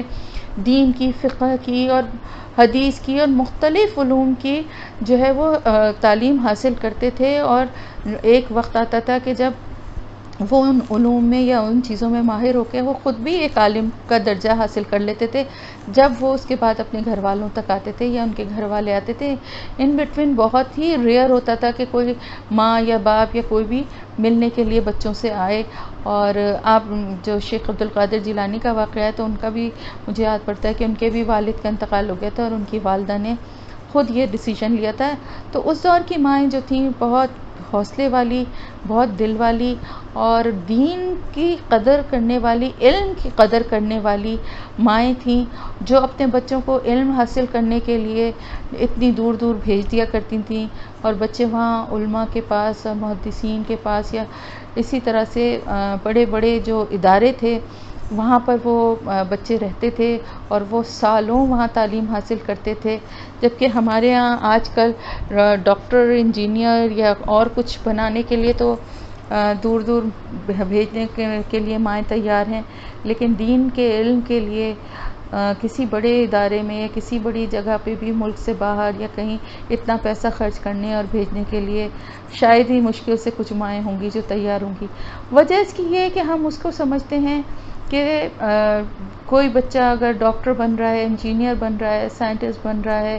یا کوئی اور ایسی ڈگری حاصل کر رہا ہے تو اس کو ہم دنیاوی لحاظ سے کامیابی کا ایک معیار ہم نے بنایا ہوا ہے، جو ہم سمجھتے ہیں کہ یہ کامیاب ہیں، اور دین سے ریلیٹڈ جو بچے یا جو لوگ علم حاصل کرتے ہیں ہماری سوسائٹی میں نہ تو ان کی کوئی عزت ہے اور نہ ہم انہیں کامیاب لوگ سمجھتے ہیں۔ اس وجہ سے لوگ اپنا ذہن ایسا بناتے ہی نہیں ہیں، ماؤں کے دل میں یہ خواہش ہی نہیں ہوتی۔ آپ دیکھیں نا کتنی مائیں ہیں جن کے بچوں کو، جو اپنے بچوں کو پیدا ہونے سے پہلے ایسی سوچ اور ایسی خواہش رکھتی ہوں جیسے حضرت مریم علیہ السلام کی والدہ کی تھی۔ بہت ہی ریئر، گنتی کے کوئی ایک آدھ ہوگا جو یہ خواہش رکھے کہ اللہ میں اس کو تیرے لیے اس بچے کو وقف کر دوں گی۔ ہم حافظ بنانے کی تو بہت ارادے کرتے ہیں اور بچوں کو حفظ کرنے کے لیے بھی ڈال دیتے ہیں، اور لیکن ہم اللہ کے لیے وقف کرنا صرف حفظ کرنا نہیں ہوتا، بلکہ اللہ کی راہ پہ چلنے والا، دین کا شعور،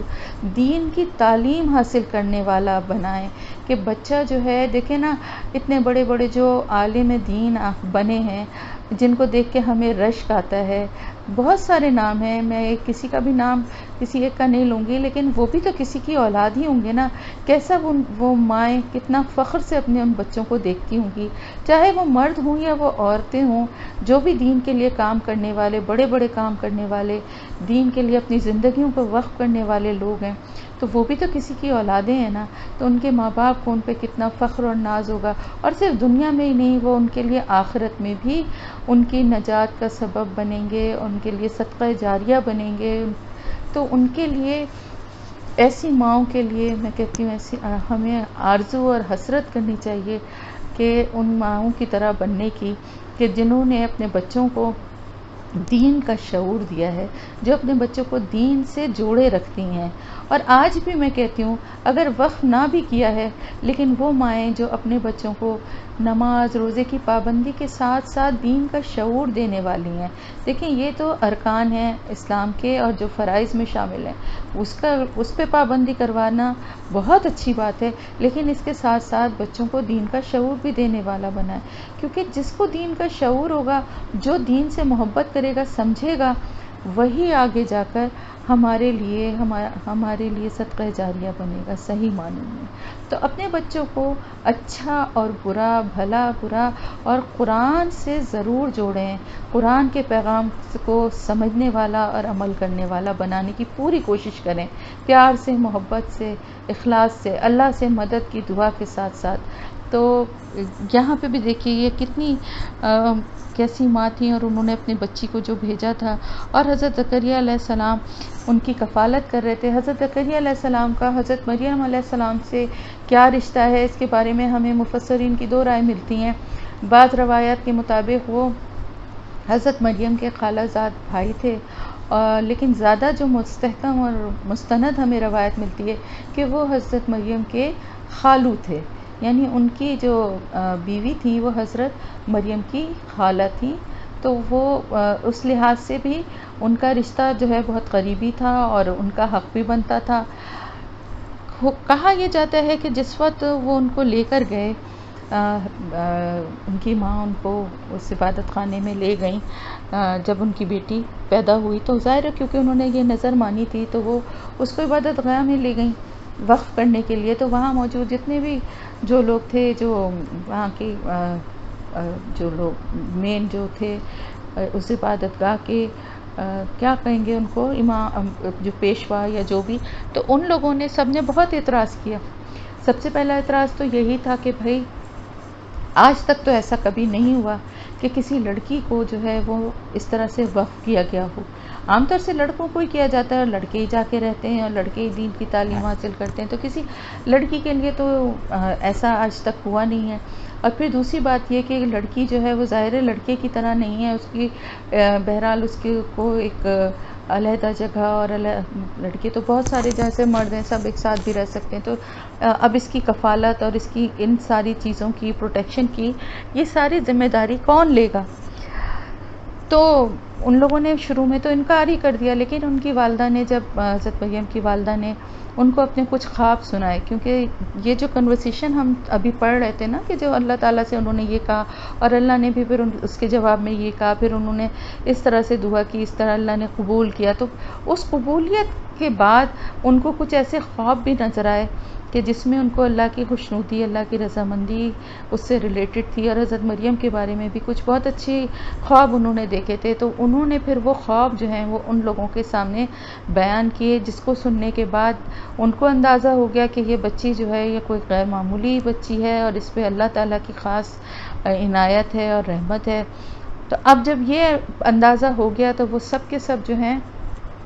آپس میں جھگڑنے لگے. تو ابھی آگے اس کی تفصیل آئے گی کہ پھر کس طرح سے یہ فیصلہ ہوا. تو کیونکہ حضرت زکریا علیہ السلام ان کے قریبی رشتہ دار بھی تھے، اور پھر جو آگے طریقہ تھا اس میں بھی ان کو یہی حق میں فیصلہ ہوا، تو وہ ان کی کفالت کرنے لگے. اب وہ الگ حجرے میں رہتی تھیں جہاں وہ دن رات اللہ کی دین کے لیے عبادت بھی کرتی رہتی تھیں، اور اس کے سلسلے میں اور بھی جو کام ہیں وہ بھی کیا کرتی تھیں، اور اسی میں مصروف اپنی وہ زندگی گزار رہی تھیں. تو حضرت زکریا علیہ السلام جب کبھی بھی ان کے حجرے میں یا ان کے محراب میں جاتے تھے تو وہاں دیکھتے تھے کہ انواع اقسام کے، یہاں پر جو ذکر کیا گیا ہے نا کہ وہ وجد عندها رزقا، یعنی ان کے پاس رزق پاتے تھے. رزق کہا یہ جاتا ہے کہ ان کے پاس بے موسم کے پھل ہوتے تھے، یعنی سردی کے موسم میں گرمیوں کے پھل، اور گرمی کے موسم میں سردیوں کے پھل، اور ہر طرح کا رزق اور پھل اور ان کے پاس موجود ہوتا تھا پہلے سے ہی وہ جب وہاں پہنچتے تھے. اور آپ کو معلوم ہے کہ وہ آج کل کا دور تو تھا نہیں کہ ایک ملک سے دوسرے ملک، ایک جگہ سے دوسری جگہ سردیوں اور گرمیوں کے پھل یہاں سے وہاں ایکسپورٹ امپورٹ ہوتے رہیں اور مختلف جگہوں کی چیزیں مختلف بڑی بآسانی مل سکیں. تو وہ تو ایسا دور تھا کہ ایک جگہ سے، ایک گاؤں سے دوسرے گاؤں تک بھی چیزیں پہنچنا مشکل تھیں، اور اگر کچھ چیزیں لائی جائیں تو وہ خراب بھی ہو جانے کا ڈر ہوتا تھا. تو اتنے تر و تازہ اور انواع اقسام کے پھل اور چیزیں جب وہ ان کے پاس دیکھتے تھے تو وہ حیران ہو کر ان سے پوچھتے تھے کہ یہ کہاں سے تمہارے پاس آتا ہے، کون تمہیں دے کر جاتا ہے، کس طرح، مطلب ظاہر ہے کیونکہ کفالت کرنے والے تو وہ ہیں، تو جب کفالت کرنے والا نہیں لا رہا تو پھر اور کون سا ایسا ذریعہ ہے جہاں سے یہ سب چیزیں تمہیں ملتی ہیں. وہ حیران ہو کر پوچھتے تھے. تو جب انہوں نے یہ پوچھا تو انہوں نے کہا کہ یہ میرے پاس اللہ کی طرف سے. مزید تفصیل انہوں نے نہیں بتائی کہ اللہ نے کس طرح سے بھیجا،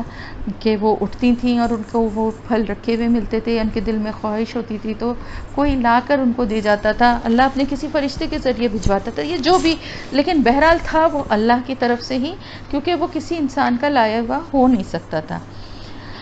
تو بے شک اللہ تعالیٰ رزق دیتا ہے جس کو وہ چاہتا ہے بغیر حساب. اب انہوں نے آگے بھی بات کی، یعنی اتنی ہی بات صرف نہیں کی بلکہ کہا یہ سب کچھ تو میرے پاس اللہ کے پاس سے رزق آتا ہے، اور بے شک اللہ تعالیٰ جس کو بھی دینا چاہتا ہے یہ اس کی رضا ہے.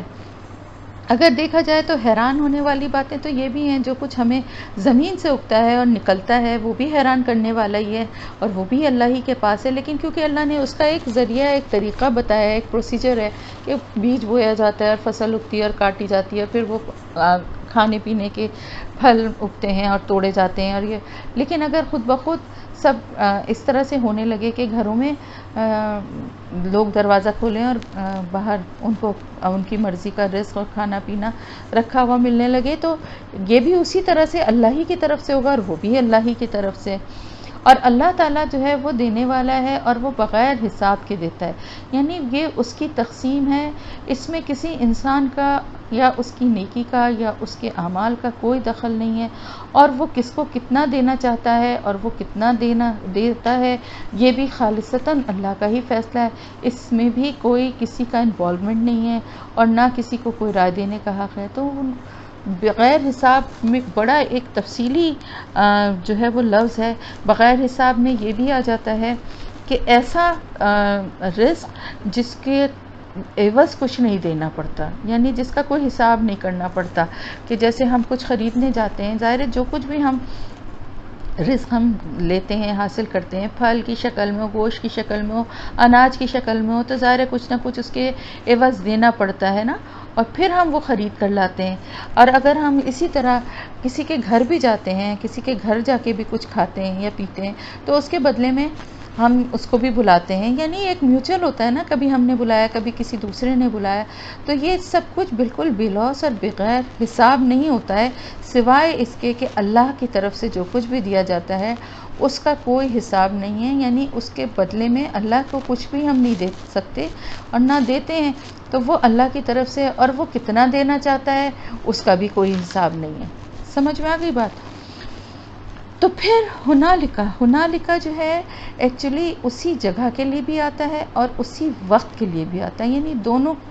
میننگ اس کے ہوتے ہیں. تو یہاں پر جو ہے، یعنی جیسے یہ بات کہی حضرت مریم علیہ السلام نے، کہتے ہیں نا کہ بعض دفعہ کوئی بات ایک انسان کے دل کو ایک دم لگ جاتی ہے، کلک کر جاتی ہے. تو حضرت زکریا علیہ السلام حالانکہ پیغمبر تھے اور اللہ سے دعا کرنا جانتے تھے اور عبادت گزار تھے، اور ساری ان میں بھی کوالٹیز تھیں. ایسا نہیں تھا کہ ان کو کوئی دین کا شعور ہی نہیں تھا اور ایک دم ان کی جیسے آنکھ کھل گئی، ایسی بات نہیں تھی. لیکن دین کا شعور رکھنے والے کو بھی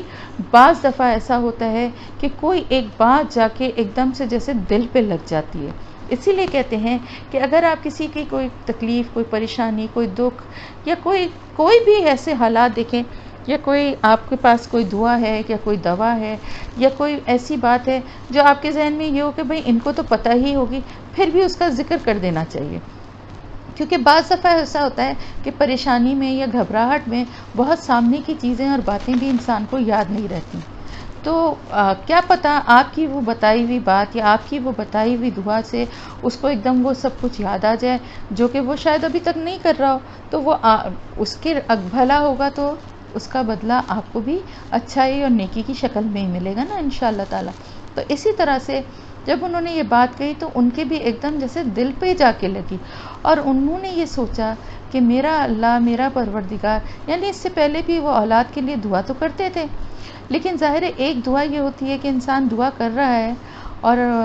ساتھ ہی ساتھ اس کو یہ بھی ہے کہ اسباب کو بھی دیکھتا ہے، جیسے آگے میں بتاؤں گی، لیکن جب انہوں نے یہ دیکھا کہ اللہ تعالیٰ بے موسم کے پھل اور میوے کس طرح حضرت مریم علیہ السلام کے پاس ان کو نظر آئے، تو اس سے ایک دم ان کے دل کو ایک بات لگی کہ جو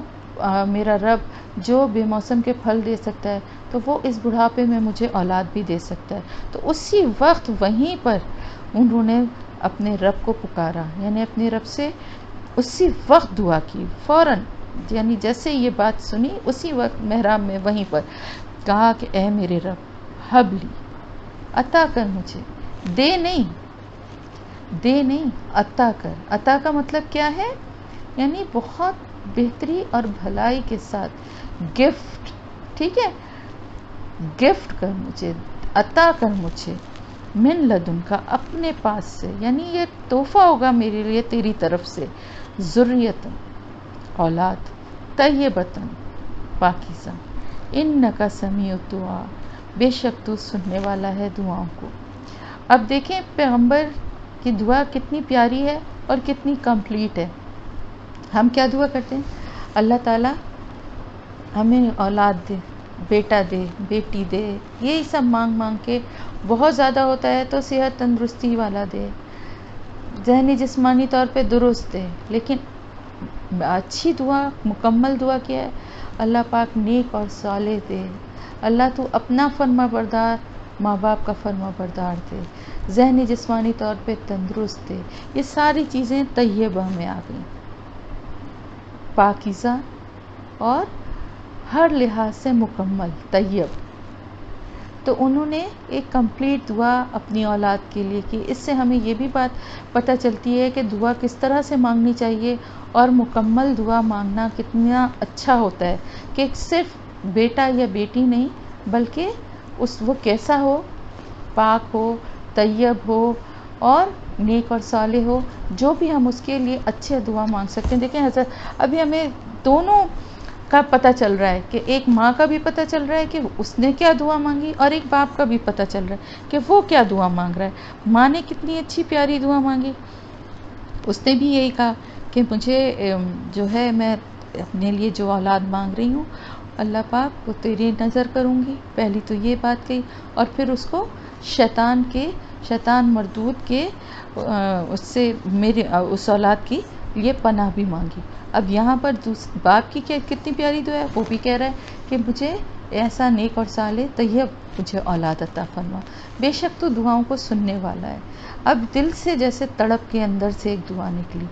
کہ تو دعاؤں کو سننے والا ہے اور تو دل کی کیفیتوں کو جانتا ہے، اور یہ دعا جو ہے وہ ڈائریکٹ اللہ پاک نے قبول فرمائی۔ اللہ تعالیٰ تو سب کی دعائیں سنتا ہے، ایسا نہیں ہے کہ کسی کی دعا نہیں سنتا، اگر قبول نہیں ہوتی تو اس میں اس بندے کی ہی کوئی نہ کوئی بھلائی ہوتی ہے۔ تو فنادتہ الملائکۃ وہو قائم یصلی فی المحراب، تو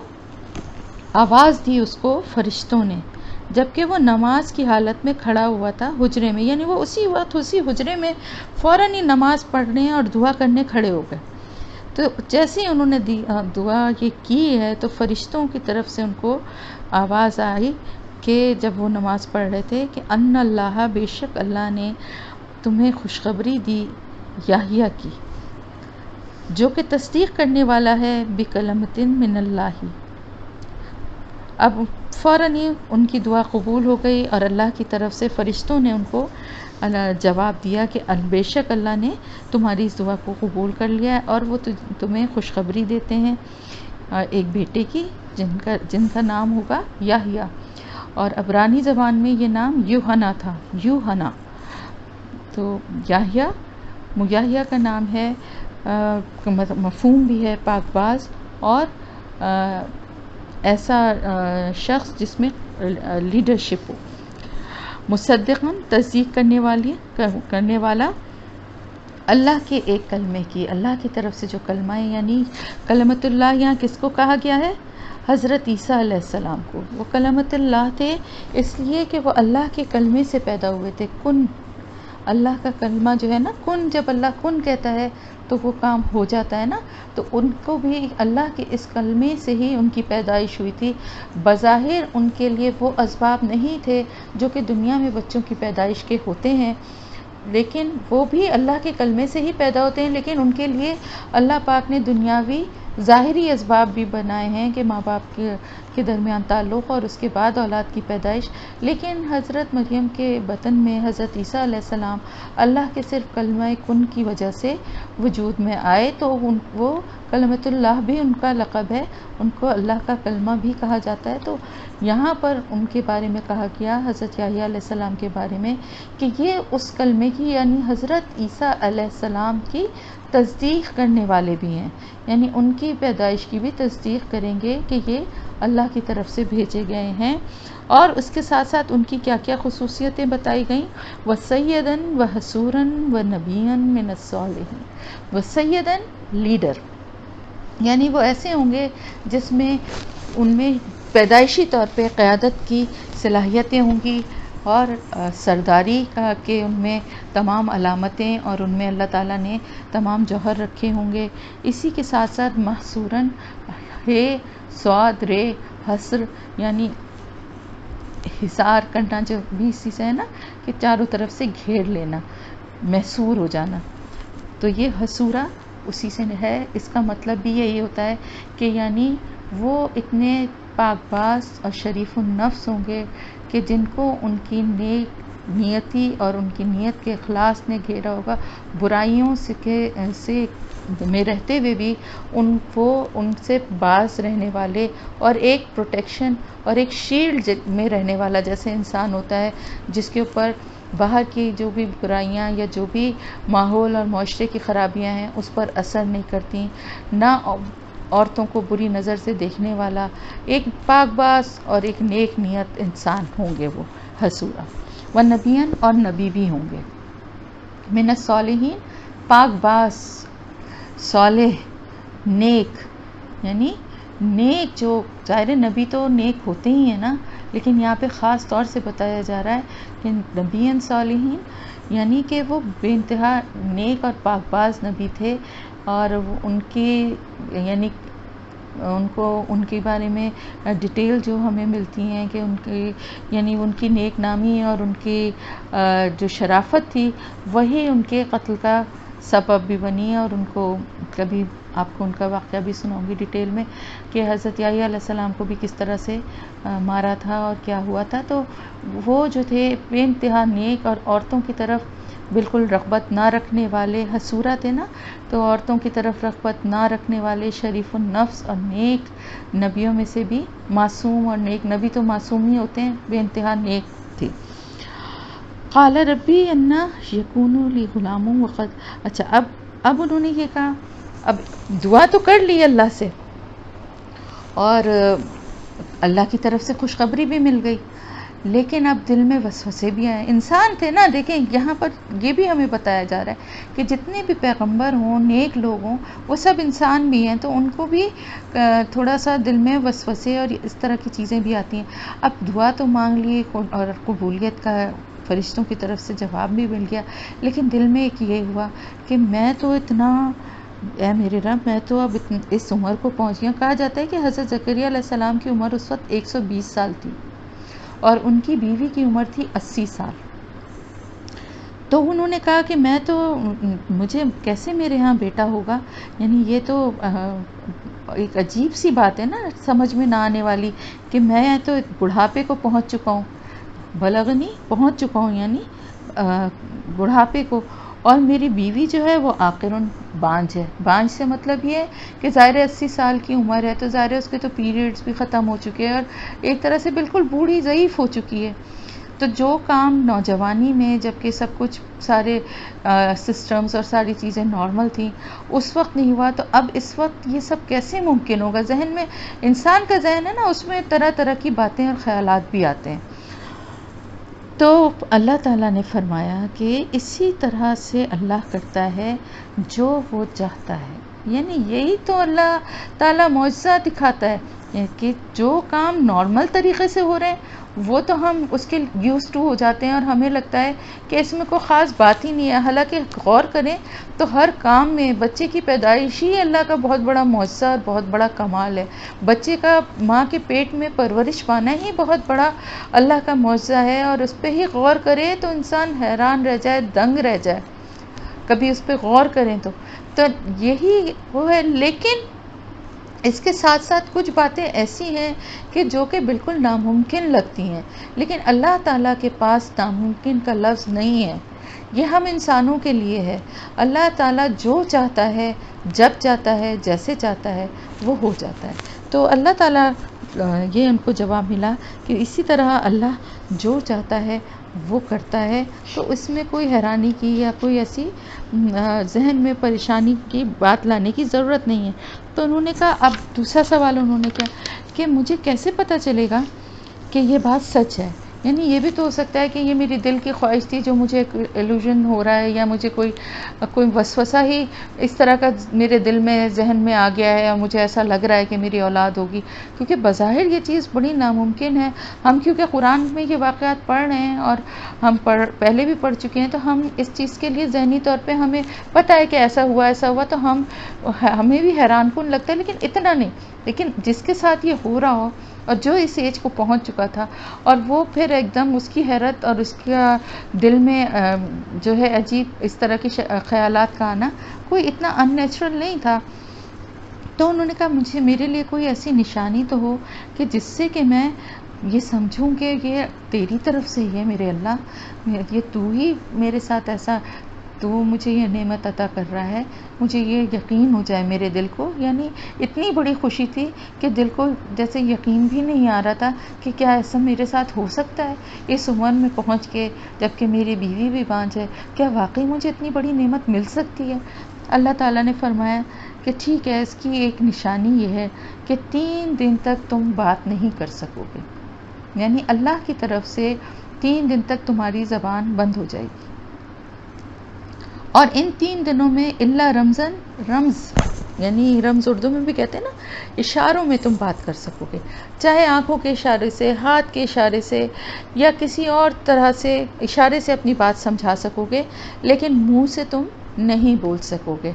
اب آپ یہ دیکھیے کہ اس کے بعد ساتھ ہی ساتھ اللہ پاک کیا فرما رہا ہے، اور یاد کر اپنے رب کو بہت زیادہ. یعنی یہ مطلب نہیں ہے کہ تیری زبان اگر بند ہو گئی ہے اور تو بول نہیں پا رہا ہے تو تیرے پاس یہ ایکسکیوز ہے کہ اب اللہ کا ذکر بھی میں نہیں کر سکتا. تو اللہ کو اس سے بھی زیادہ یاد کرو جتنا پہلے کرتے تھے، کیونکہ اب تو بولنے کی جو ٹائم، اب آپ دیکھیں نا، ہم بات کرتے ہیں تو کافی سارا ٹائم تو ہمارا اس میں ضائع ہو جاتا ہے نا. کسی کا فون آ گیا، اس سے فون پہ بات کر رہے ہیں، یا کوئی ملنے آ گیا، یا ماسی آ گئی. اب اگر فرض کریں کہ جب اکثر ایسا ہوتا ہے، میرے ساتھ تو بہت، میرا گلا بڑا سینسٹیو ہے، یہ میری آواز اکثر بیٹھ جاتی ہے، سردیوں وغیرہ میں کافی ہوتا ہے کہ میرا گلا بند ہو جاتا ہے، اور بڑی مشکل سے آواز نکل رہی ہوتی ہے، اور بعض دفعہ بالکل بند ہو جاتی ہے. تو اس وقت مجھے جو تکلیف اور جو مجھے پریشانی ہوتی ہے نا، وہ میں ہی جانتی ہوں کہ میں کچھ بتانا کچھ چاہ رہی ہوتی ہوں، بولنا کچھ چاہ رہی ہوتی ہوں، اور لوگ سمجھ کچھ رہے ہوتے ہیں. لیکن ظاہر ہے جب میں اور کوئی بات نہیں کر رہی، کسی سے بات نہیں کر سکتی، تو میرے پاس ٹائم بھی کافی ہو جاتا ہے نا، کہ کسی کا فون آیا تو میں وہ بھی اس پہ بھی بات نہیں کر سکتی، تو پھر میرے پاس ٹائم بھی ہے. تو اس ٹائم میں کیا کرنا ہے؟ رونا نہیں رونا ہے کہ ہائے کیا مصیبت ہے، گلا خراب ہو گیا، اب آواز نہیں نکل رہی.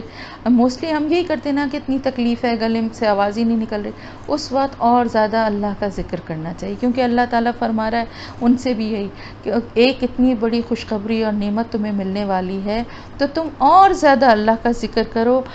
سبح اور تسبیح اور پاکی بیان کرو، بالعشی یعنی مغرب کے بعد سے رات تک کا وقت جو ہے نا وہ عشی کہلاتا اور ابکار کہلاتا ہے،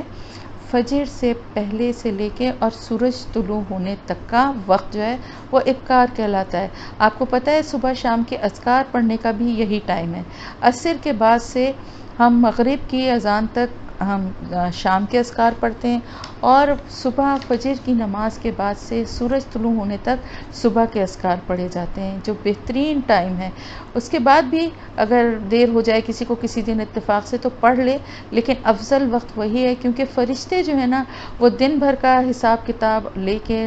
نامہ اعمال کا انسانوں کے سارا وہ جو ہے وہ اس وقت جاتے ہیں، صبح کے وقت کا جو ہے وہ عصر کے بعد، اور رات بھر کا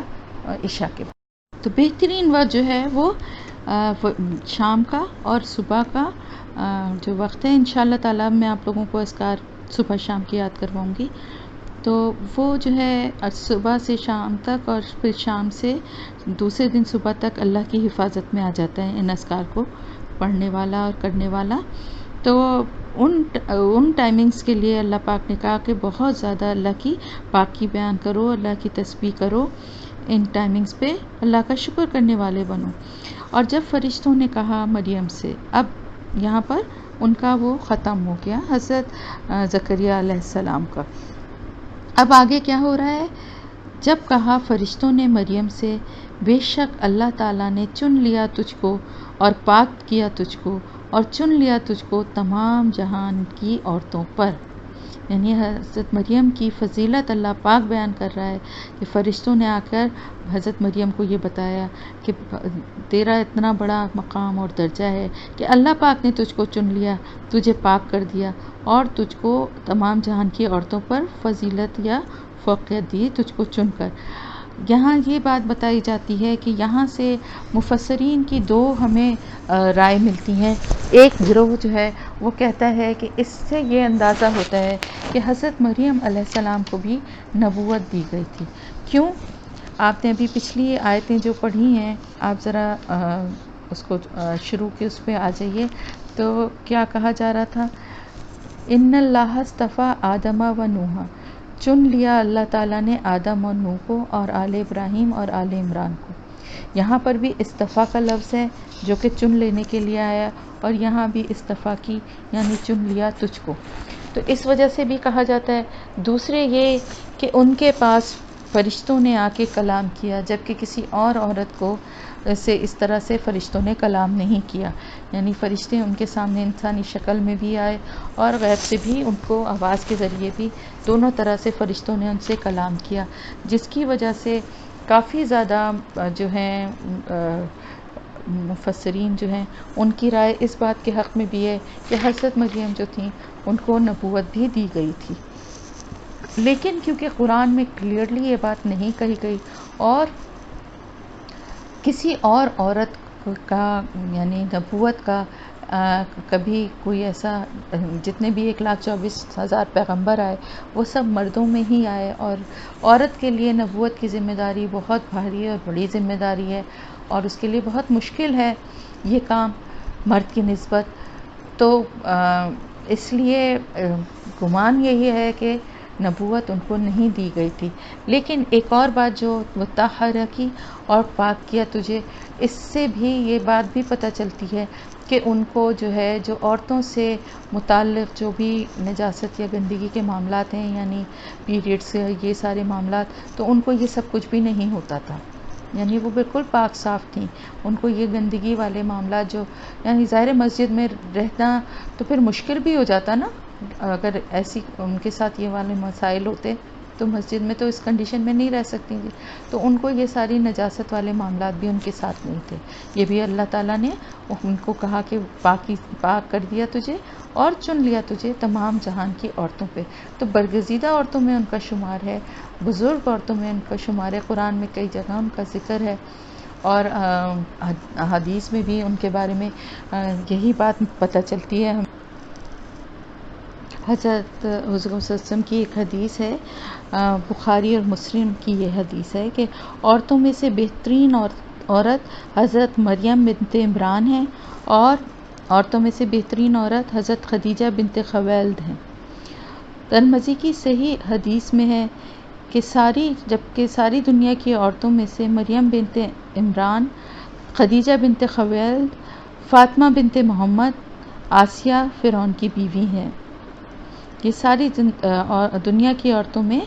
ان کو فضیلت حاصل ہے، یہ تمام عالم کی عورتوں سے افضل اور بہتر ہیں، یہ حدیث ہے۔ تو یہ کئی احادیث ہمیں ایسی ملتی ہیں۔ ایک اور حدیث ہے کہ عورتوں میں کمال درجہ جن کو حاصل ہے وہ صرف 3 ہیں، حضرت مریم بنت عمران، آسیہ فرعون کی بیوی اور خدیجہ بنت خویلد۔ اور عائشہ کی فضیلت عورتوں پر ایسی ہے جیسے سرید یعنی گوشت کے شوربے میں بھگوئی ہوئی روٹی کی تمام کھانوں پر۔ یہ حدیث ابو داؤد کے علاوہ اور سب کتابوں میں ہے۔ صحیح بخاری شریف کی اس حدیث میں حضرت خدیجہ کا ذکر نہیں ہے، لیکن ایک اور حدیث جو صحیح بخاری کی اس میں حضرت خدیجہ کا بھی ذکر ہے۔ تو مختصراً یہ کہ وہ چند خواتین جن کا یہ خصوصی طور پہ آپ صلی اللہ علیہ وسلم نے ذکر فرمایا، اس میں حضرت خدیجہ، حضرت عائشہ، حضرت فاطمہ رضی اللہ تعالیٰ عنہما اور حضرت مریم اور حضرت آسیہ جو کہ فرعون کی بیوی تھیں، ان کے خاص طور سے ذکر ہے۔ اور قرآن میں بھی آگے سورہ تحریم میں بھی اور کئی جگہوں پر جو ہے حضرت مریم اور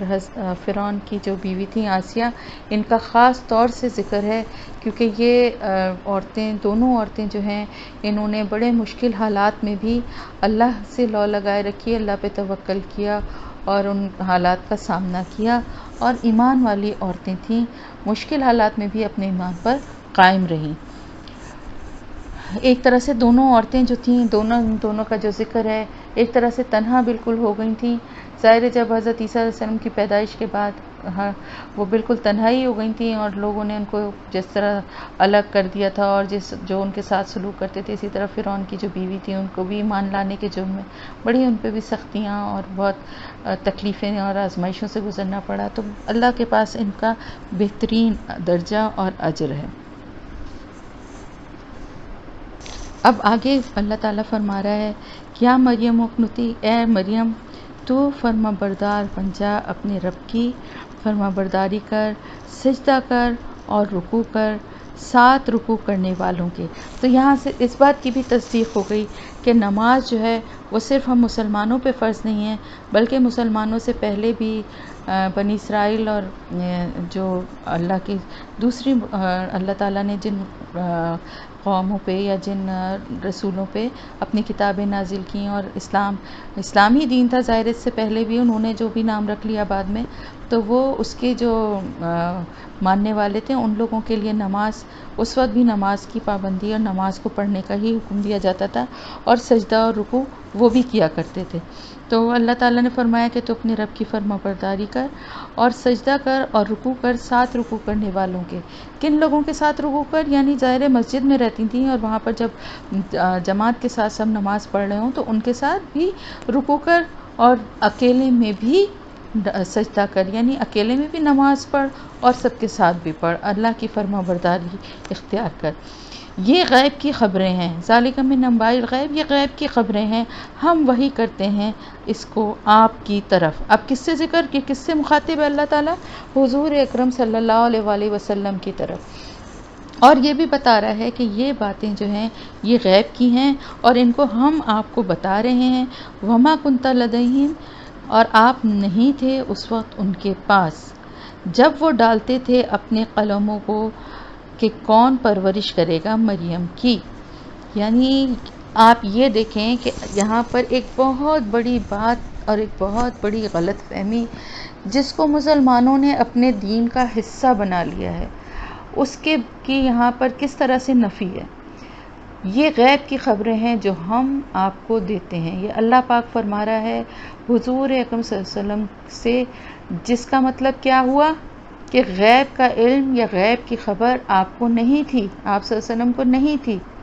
آپ بھی اللہ کے محبوب بندے تھے۔ تو بندے ہونے کے ناطے جو بندے کے پاس جو کچھ بھی ہے وہ اللہ ہی کی طرف سے عطا کردہ تھا، ٹھیک ہے؟ اللہ تعالیٰ نے ان کو اپنی رحمت سے بہت کچھ عطا کیا، بہت سے معجزات عطا کیے، اور بہت سا غیب کا علم بھی اللہ نے، جیسے اب یہ سارا کچھ جو بھی بتا رہا ہے اللہ تعالیٰ،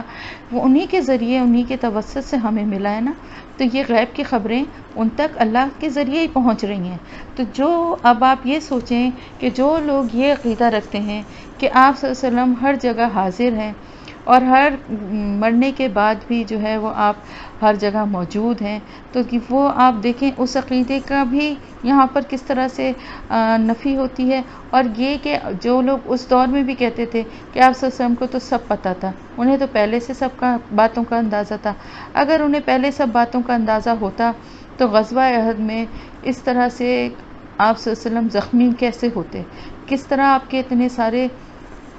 جو صحابہ کرام جو آپ کے ساتھ تھے وہ شہید ہوئے، اور کس طرح سے ایک طرح سے آپ کو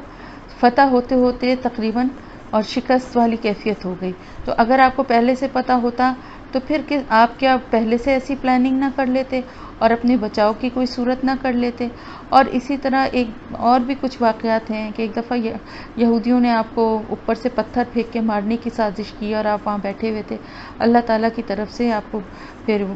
وحی ہوئی اور آپ وہاں سے اٹھ کے جلدی سے بھاگے. تو یہ سارا کچھ بھی جو ہوا، تو اگر پہلے سے پتہ ہو تو وہاں جاتے ہی کیوں. اسی طرح جب ایک یہودی عورت نے کھانے میں آپ کو زہر ملا کے دے دیا تھا، تو وہ بھی اللہ کی طرف سے آپ کو پتہ چلا تھا، لیکن آپ بھی اس کا وہ کھا چکے تھے، اس زہر والے کھانے کا نوالا. تو کہنے کا مقصد صرف اور صرف یہ ہے کہ آپ صلی اللہ علیہ وسلم میں بہت اللہ پاک کی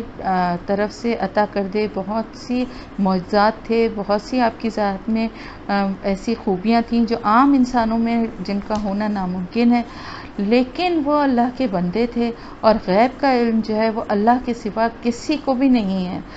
جس کو اللہ اپنے بندوں میں سے، اپنے پیغمبروں میں سے جتنا چاہتا ہے اتنا دے دیتا ہے. بعض اللہ اپنے نیک بندوں کو بھی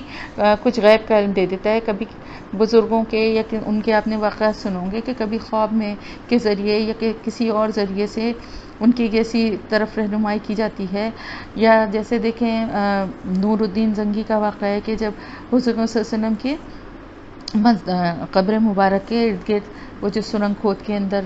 جانے کا اور جو پلان بنایا تھا، تو وہ کیسے خواب کے ذریعے ان کو نظر آیا اور سب. تو وہ یہ سب جو باتیں ہیں جو بظاہر نظر نہیں آتی، تو یہ غیب کی خبریں ہیں، اور غیب کی خبریں اللہ کے پاس ہی ہیں، اور اللہ تعالیٰ کی طرف سے ہی جس کو اللہ چاہتا ہے. ظاہر ہے آپ صلی اللہ علیہ وسلم تو رسول تھے اور ان کے پر ہی قرآن نازل ہوا. تو یہ ساری باتیں، چاہے وہ حضرت یوسف علیہ السلام کا قصہ ہو، چاہے حضرت ابراہیم علیہ السلام کا واقعہ ہو، چاہے یہ حضرت مریم اور حضرت عیسیٰ کا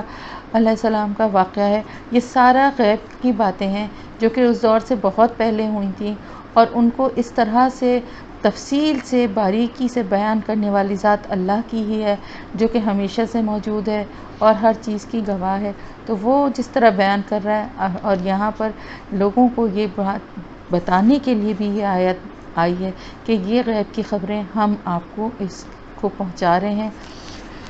آپ اس وقت بھی ان کے پاس نہیں تھے جب کہ وہ قلم ڈال رہے تھے کہ کون کفالت کرے گا مریم کی. اب ہوا یہ تھا کہ مریم علیہ السلام کی کفالت کی، اب جب ان کی والدہ نے وہ خواب سنایا تھا تو سبھی تیار ہو گئے تھے، اور ہر ایک ہی چاہتا تھا کہ یہ اعزاز اس کو ملے، کیونکہ اندازہ ہو گیا تھا کہ یہ بچی جو ہے یہ غیر معمولی کچھ اللہ کی طرف سے اس میں صلاحیتیں ہیں، اور آگے جا کے یہ کوئی دین کا بڑا کام کرنے والی ہے اور اللہ کی کوئی محبوب بندی ہے. تو وہ ہر ایک ہی چاہتا تھا کہ مجھے یہ ملے. تو اب کیا کریں؟ اب اس میں تو جھگڑے والی صورت ہو گئی نا. وَمَا كُنْتَ لَدَيْهِمْ إِذْ يَخْتَصِمُونَ، اور نہ آپ اس وقت ان کے پاس تھے جب وہ جھگڑتے تھے، یعنی جب وہ اس بارے میں جھگڑا کر رہے تھے تو آپ صلی اللہ علیہ وسلم تو ان کے پاس نہیں تھے نا. اس وقت تو ان کے پاس کوئی بھی نہیں تھا. جو وہاں لوگ آپ صلی اللہ علیہ وسلم کے پاس موجود تھے ان میں سے کوئی بھی ایسا نہیں تھا جس نے وہ واقعہ دیکھا ہو یا وہ وہاں موجود ہو. ظاہر یہ 500-600 سال پرانی بات تھی. تو پھر کیسے یہ باتیں اللہ کے ذریعے ہی پتہ چل رہی تھی نا. ہوا یہ تھا کہ پھر ان کا ایک طریقہ کار یہ تھا کہ دریا میں پانی کے بہاؤ کی طرف ہر ایک کے نام کا ایک ایک قلم جو ہے وہ دریا میں بہا دیا جاتا تھا، اور جو بہاؤ کے ساتھ بہہ جائے تو وہ ظاہر ہے وہ لوگ نکل گئے مقابلے سے، اور جو قلم ٹھہر جائے گا یعنی اللہ کی طرف سے ہوگا کہ یہ اس کے حصے میں یہ ذمہ داری آئے گی۔ تو کہا یہ جاتا ہے کہ حضرت زکریا علیہ السلام اور باقی سب نے جب قلم ڈالے تو باقی سب کے قلم جو ہے پانی کے بہاؤ میں بہہ گئے، اور حضرت زکریا علیہ السلام کا قلم نہ صرف یہ کہ ٹھہر گیا بلکہ پانی کے بہاؤ کے مخالف سمت جو ہے وہ تیرنے لگا۔ تو ظاہر یہ کلیئر اللہ کی طرف سے نشانی تھی۔ اور پھر حضرت زکریا علیہ السلام جو تھے وہ خالو بھی تھے، ان کا ویسے رشتہ داری کے ناطے بھی حق بنتا تھا،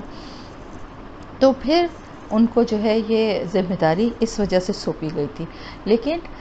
اس سے ہمیں یہ بھی پتہ چلتا ہے کہ اگر کوئی معاملہ ایسا ہوتا ہے خاندان میں، کوئی ایسی بات ہو جائے یا کوئی ایسی چیز ہو جس کے بہت سارے دعوے دار یا کوئی جھگڑا ہونے لگے، تو پھر اس پہ جو ہے قرآن اندازی کر لی جائے تو اس میں کوئی مذائقہ نہیں ہے۔ یا کسی چیز پہ یعنی جیسے کوئی ایک جیسی بھی کوئی 4 چیزیں ہیں یا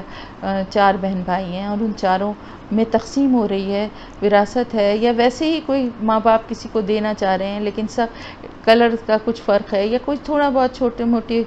کچھ ڈفرینس ہے، جس کی وجہ سے اگر کوئی ایک ہی چیز کو 2 لوگ یا 3 لوگ لینا چاہیں تو پھر اگر اس میں قرآن اندازی کر لی جائے تو اس میں کوئی مذائقہ نہیں ہے۔ یعنی جو دین کے واضح احکامات ہیں وہ تو آپ کو کرنے ہی کرنے ہیں، لیکن ایسی چھوٹے موٹے باتیں جن میں آپس میں گھریلو معاملات ہیں یا کوئی ایسا وہ ہے جس میں اگر جھگڑے سے بچنے کے لیے قرآن اندازی کر لی جائے تو اس میں کوئی ایسا مذائقہ نہیں ہے، ٹھیک ہے۔ جیسے فرض کریں کسی کی وراثت یا جائیداد میں کوئی دکانیں ہیں اور مختلف علاقوں میں ہیں اور کوئی کسی جگہ چاہ رہا ہے، دوسرا بھی وہی چاہ رہا ہے، تو آپس میں قرآن اندازی کر لے تو دونوں کے دل بھی پھر صاف رہنے چاہیے اور اس میں کوئی ایسا مذائقہ بھی نہیں ہے۔ اسی طرح اور چیزوں میں بھی چھوٹے موٹے معاملات میں قرآن اندازی کی جا سکتی ہے، لیکن روپے پیسے کے معاملے میں جوئے کے لحاظ طرح سے کرنے کے لیے قرآن اندازی کر کے سارے پیسے جمع کیے اور 4 کے نام لکھے اور پھر اس کے بعد کسی ایک کو سارا پیسہ دے دیا جس کے نام بھی نکل گیا، اس طرح کے کام کرنے کی اجازت نہیں ہے۔ جب فرشتوں نے کہا مریم سے، اے مریم، بے شک اللہ نے تجھے خوشخبری سنائی ہے، تجھے خوشخبری دیتا ہے ایک کلمے کی اپنی طرف سے۔ اب یہاں پر حضرت یحییٰ علیہ السلام کا وہ ختم ہو گیا اور حضرت مریم علیہ السلام کا قصہ شروع ہو گیا کہ اب ان سے فرشتوں نے آ کر کہا کہ مریم، بالکل سیم اسی طرح جیسے کہ حضرت زکریا علیہ السلام کو فرشتوں کی طرف سے جواب ملا تھا، تو ان کو جو یہاں پر جس طرح بتایا جا رہا ہے اس سے یہ گمان ہوتا ہے کہ انسانی شکل میں آ کے کہا کہ تجھے اللہ تعالیٰ کی طرف سے آپ کو ایک خوشخبری اللہ تعالیٰ سناتا ہے یا ایک بشارت دیتا ہے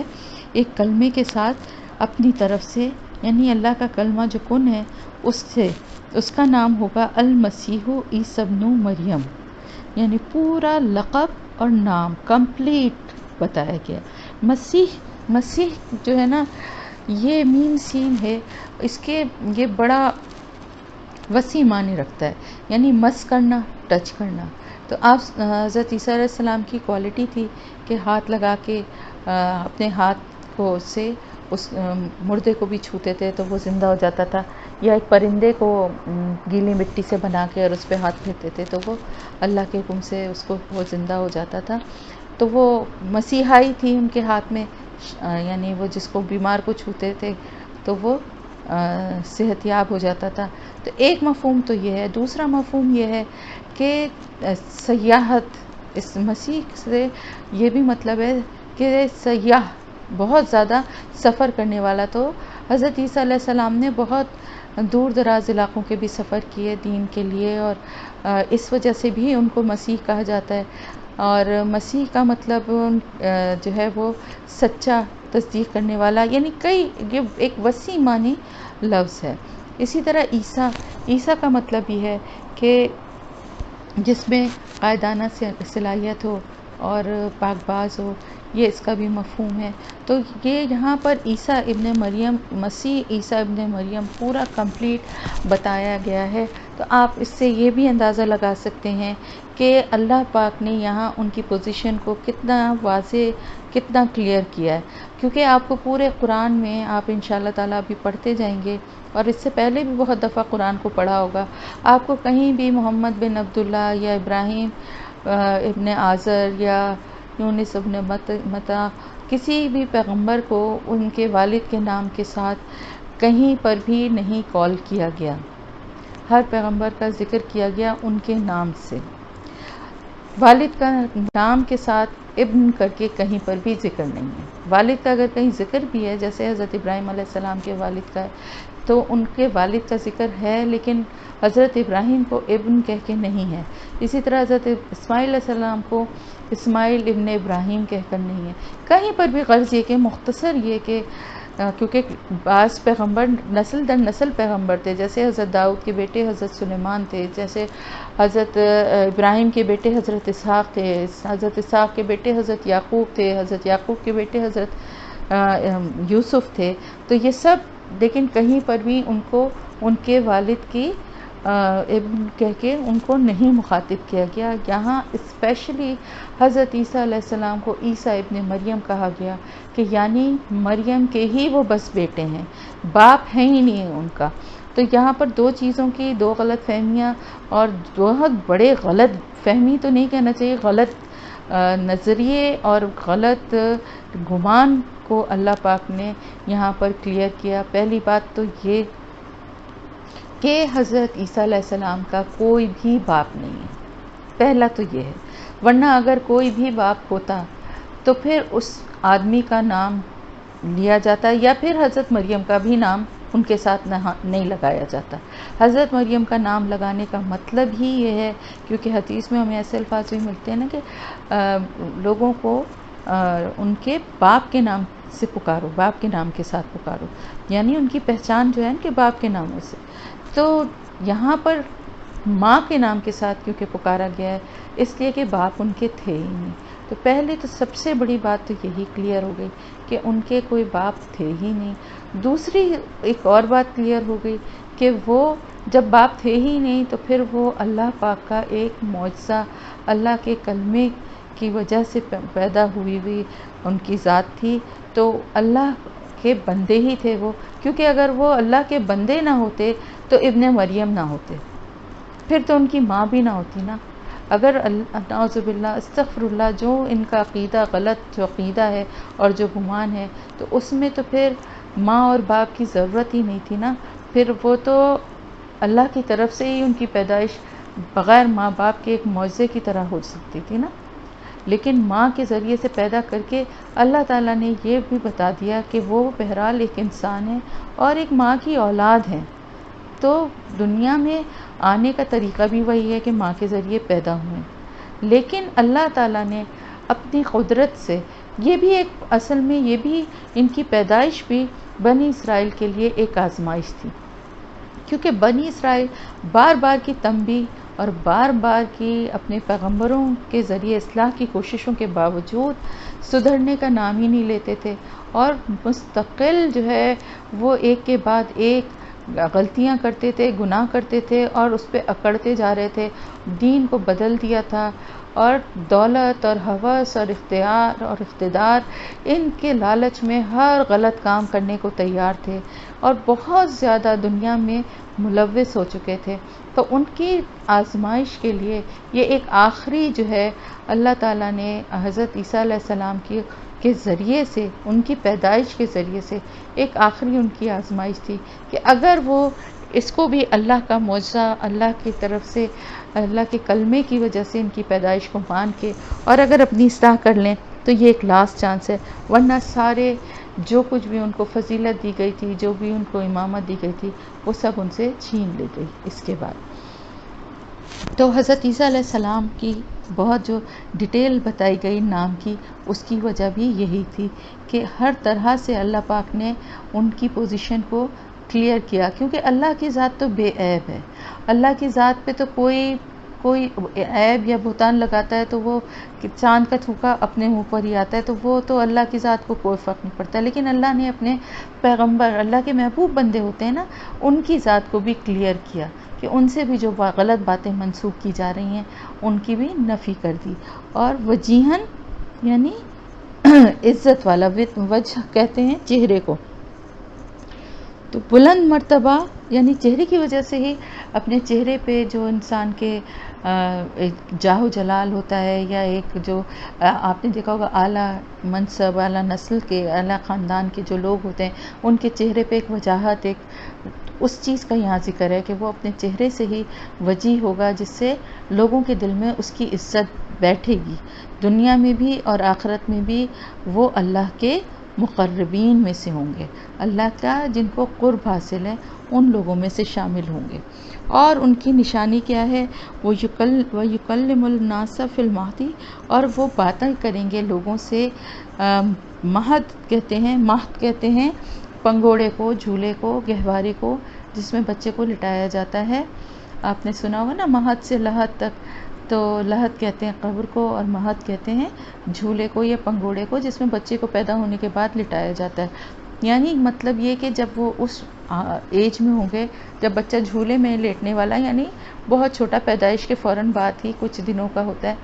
تو اس وقت بھی وہ لوگوں سے بات کریں گے. اور انہوں نے بات کی، اور کیا بات کی اس کی جو آگے ڈیٹیل جب آئے گی تو ہم اس کے بارے میں کریں گے. لیکن بہرحال انہوں نے اپنے آپ کو اللہ کا بندہ کہا اور اپنی ماں کی بے گناہی کی گواہی دی اور اللہ کے ایک ہونے کا کہا. تو یہ اس طرح کی بات کی تھی. وہ جب اب آگے انشاءاللہ ہم پڑھیں گے تو ڈیٹیل پڑھیں گے، تو وہ اس وقت بھی بات کریں گے. اور پھر کہلن کہتے ہیں یعنی اس ایج کو، بلوغت کی ایک میچیور ایج، جو کہ شروع ہوتی ہے 35 یا 37 سے شروع ہوتی ہے، اور اس کے بعد جو ہے یہ ایک میچیور ایج ہوتی ہے. عام طور سے نبوت جو ہے وہ پیغمبروں کو ایسی 35 سے 40 سال تک کی ایج میں ہی زیادہ تر ملی ہے،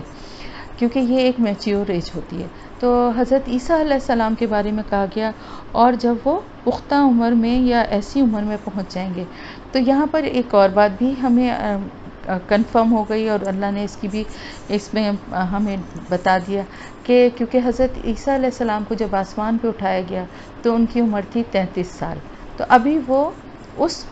پختہ عمر کو یا اس میچیور ایج کو پہنچے ہی نہیں تھے.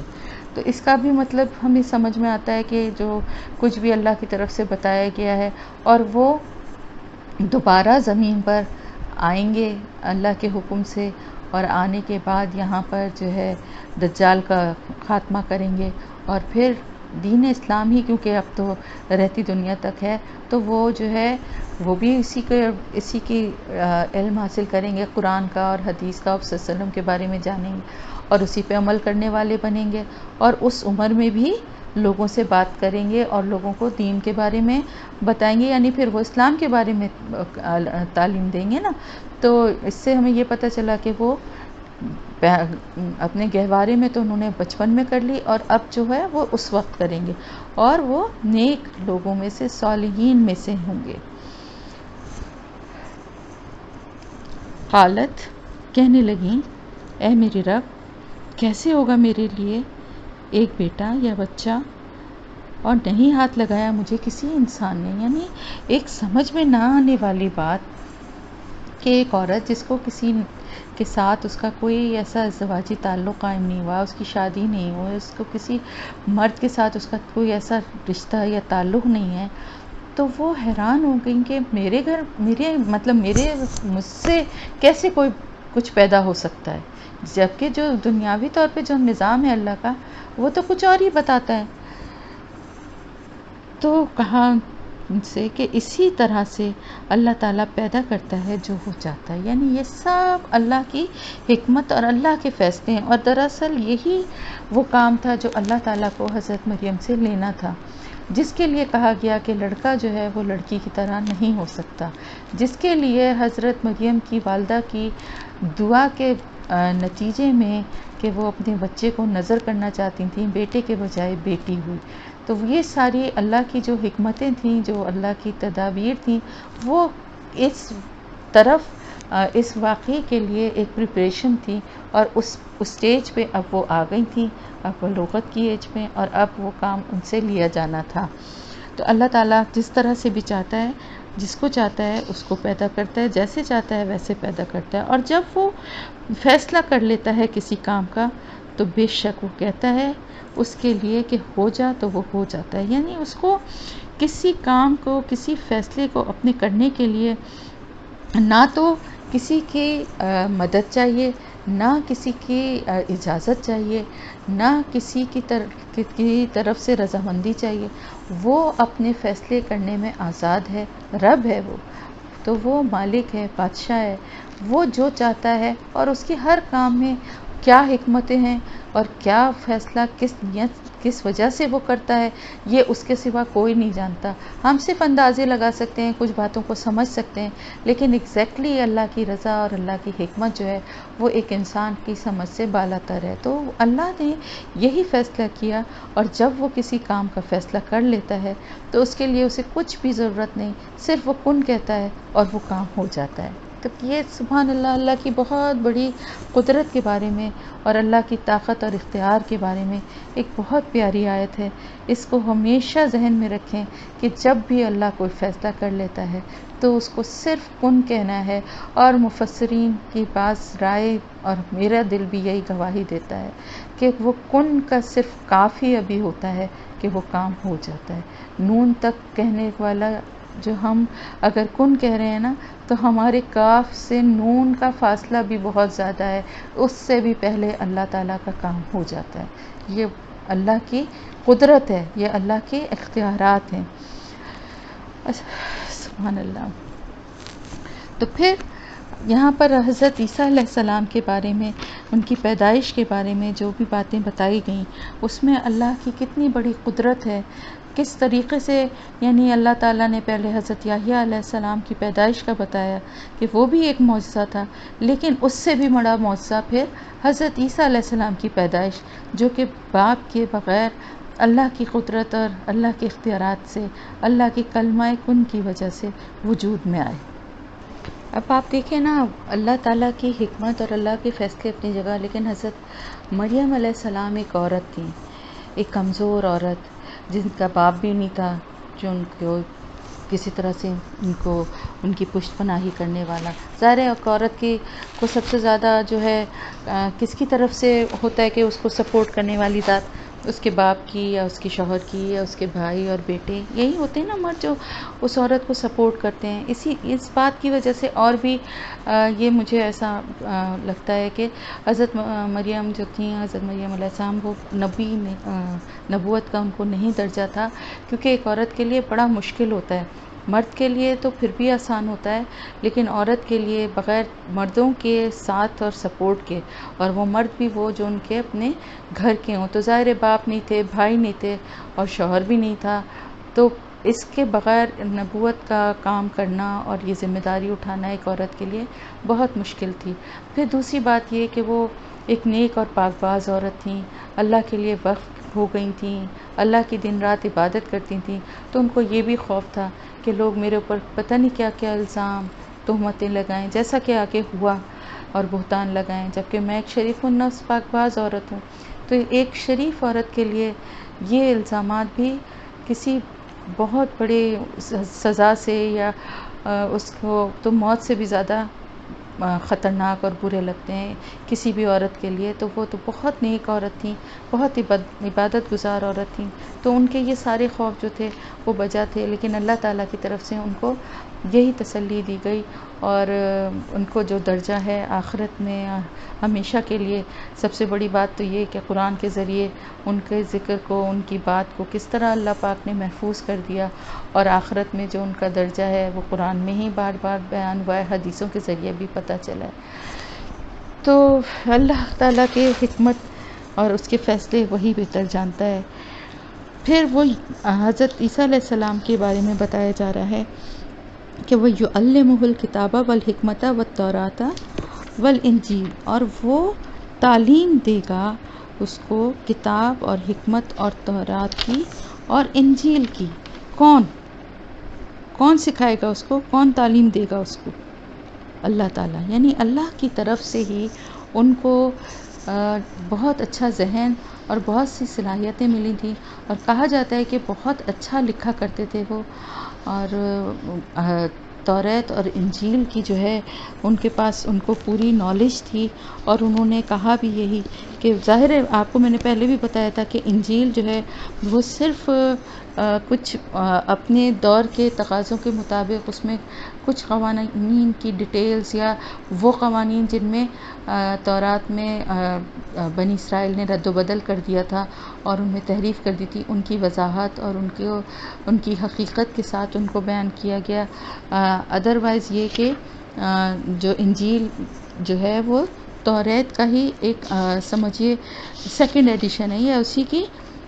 ڈیٹیل ہے، اس میں وہ کوئی نئی یا الگ کتاب یا الگ بات نہیں ہے کہ جس کو کہا جائے کہ یہ بات حضرت مسیح علیہ السلام جو تھے، یعنی حضرت عیسیٰ علیہ السلام جو تھے وہی دین لے کر آئے تھے جو حضرت موسیٰ علیہ السلام اور دوسرے انبیاء جو بھی بنی اسرائیل کے آتے رہے انہوں نے جو پیش کیا تھا۔ بیسیکلی دین وہی اسلام تھا، جو کہ آپ صلی اللہ علیہ وسلم بھی وہی دین لے کر آئے، اور قرآن میں بھی وہی سب باتیں ہیں جو باتیں اس دور میں تھیں۔ میں نے آپ کو بتایا نا، جیسے دیکھیں نماز، روزہ، زکوٰۃ، اسی طرح سود جب بھی حرام تھا، زنا جب بھی حرام تھا، برا تھا، بہت برا گناہ سمجھا جاتا تھا، جھوٹ بولنا، شراب پینا، یہ سب کام اس وقت بھی برے تھے، اور اسلام اب جب ہمارے نبی کے ذریعے صلی اللہ علیہ وسلم کے ذریعے ہم تک پہنچا تو اس میں بھی یہی ہے۔ تو بات یہ ہے کہ قوانین اور باتیں ساری وہی تھیں، لیکن کیونکہ اپنی اصلی شکل میں وہ کتابیں نہیں رہیں، لیکن الحمدللہ قرآن کے ذریعے اللہ کے یہ احکامات رہتی دنیا تک باقی رہیں گے۔ تو حضرت عیسیٰ علیہ السلام نے متی جو ان کی کتاب ہے اس کی روایت کے مطابق ایک پہاڑی کے بعض میں حضرت عیسیٰ علیہ السلام صاف فرماتے ہیں، یہ نہ سمجھو کہ میں توریت یا دوسرے نبیوں کی کتابوں کو منسوخ کرنے آیا ہوں، منسوخ کرنے نہیں بلکہ پورا کرنے آیا ہوں۔ ایک یہودی عالم نے حضرت مسیح سے پوچھا کہ احکام دین میں اولین حکم کون سا ہے؟ جواب میں آپ نے فرمایا، خداوند اپنے خدا سے اپنے سارے دل اور اپنی ساری جان اور اپنی ساری عقل سے محبت رکھ، بڑا اور پہلا حکم یہی ہے، اور دوسرا اس کے مانند یہ ہے کہ اپنے پڑوسی سے اپنے برابر محبت رکھ۔ انہی دو حکموں پر تمام توریت اور انبیاء کے صحائف کا دار و مدار ہے۔ تو یعنی یہ کہ مختصر بات یہ ہے کہ وہ یہی کہتے تھے کہ میں تو اللہ کا بھیجا ہوا نبی ہوں، اور اس کا ثبوت یہی ہے کہ اگر میں اس کی طرف سے بھیجا ہوا نہ ہوتا بلکہ کوئی جھوٹا دعوے دار ہوتا تو میں تو خود ایک کوئی نیا مذہب لے کر آتا نا، اور پھر اپنے جو مجھے اللہ نے معجزات دیے تھے جس کی ہم آگے ڈیٹیل پڑھیں گے، تو اس کے بنا پر میں تمہیں اپنے معجزات دکھا کر تمہیں تمہارے دین سے ہٹا کر اپنے دین کی طرف لانے کی کوشش کرتا۔ لیکن میں تو تم سے یہی کہتا ہوں کہ تمہارے پاس جو کتاب ہے وہ صحیح ہے، میں تو تمہارے دین کو، تمہاری کتاب کو صحیح مانتا ہوں، اور اسی کو تعلیم کو صحیح قرار دے رہا ہوں، اور جو اللہ کے جو بھی پیغمبر مجھ سے پہلے لائے تھے میں تو ان سب کو مانتا ہوں۔ بالکل اسی طرح ایگزیکٹلی جیسے ہم لوگ ہیں، ہم مسلمان ہیں، یا ہمارے نبی کی تعلیم یہی ہے، ہمارے قرآن کی تعلیم یہ ہے کہ ہم تورات اور انجیل اور زبور سب کو اللہ کی کتابیں مانتے ہیں، اور ان کی جو اوریجنل جو شکل تھی، ان میں جو احکامات تھے وہ اللہ کے ہی تھے، اور ابھی بھی جو کچھ باقی ہیں جو اصل تھے اس کو بھی مانتے ہیں کہ وہ اللہ ہی کی طرف سے، تمام پیغمبروں کو بھی اللہ کی طرف سے بھیجا ہوا اللہ کے چنے ہوئے بندوں میں سے مانتے ہیں۔ تو ہمارا تو یہی ایمان ہے نا، ہم کوئی نئی بات نہیں کرتے، ہم کو یہ نہیں کہتے کہ تم لوگ جھوٹے ہو، تمہاری کتاب جھوٹی ہے، تمہارے پیغمبر نعوذ باللہ استغفر اللہ جھوٹے ہیں، ہم تو کسی کے لیے یہ نہیں کہتے، ہم تو ان کو سچا نبی مانتے ہیں، وہ ہمارے بھی نبی ہیں، ہم ان کو مانتے ہیں، ہم ان کی کتابوں کو مانتے ہیں۔ تو پھر جھگڑا اور اختلاف کس بات کا ہے؟ سارا جھگڑا اور اختلاف تو ان کا ہی ہے نا کہ وہ نہیں مانتے ہماری کتاب کو جو کہ ان کی بھی ہونی چاہیے، ہمارے نبی کو جو کہ ان کے بھی نبی ہیں۔ تو جھگڑا اور اختلاف ہماری طرف سے نہیں ہے، ہم تو سب کو مانتے ہیں، تمام پیغمبروں کو مانتے ہیں، 1,24,000 جو بھی آئے، یا اس سے زیادہ یا اس سے کم، جن کے ہمیں نام معلوم ہیں ان کو بھی، جن کے نہیں معلوم ہیں ان کو بھی، سب کو ہم اللہ کا بندہ اور اللہ کا نبی مانتے ہیں، اور ان کی ایسے ہی عزت کرتے ہیں، اور اسی طرح اللہ کی سب کتابوں کو بھی مانتے ہیں۔ تو حضرت عیسیٰ علیہ السلام بھی یہی پیغام اپنے لوگوں کو دیتے تھے اور ان سے یہی بات کہتے تھے۔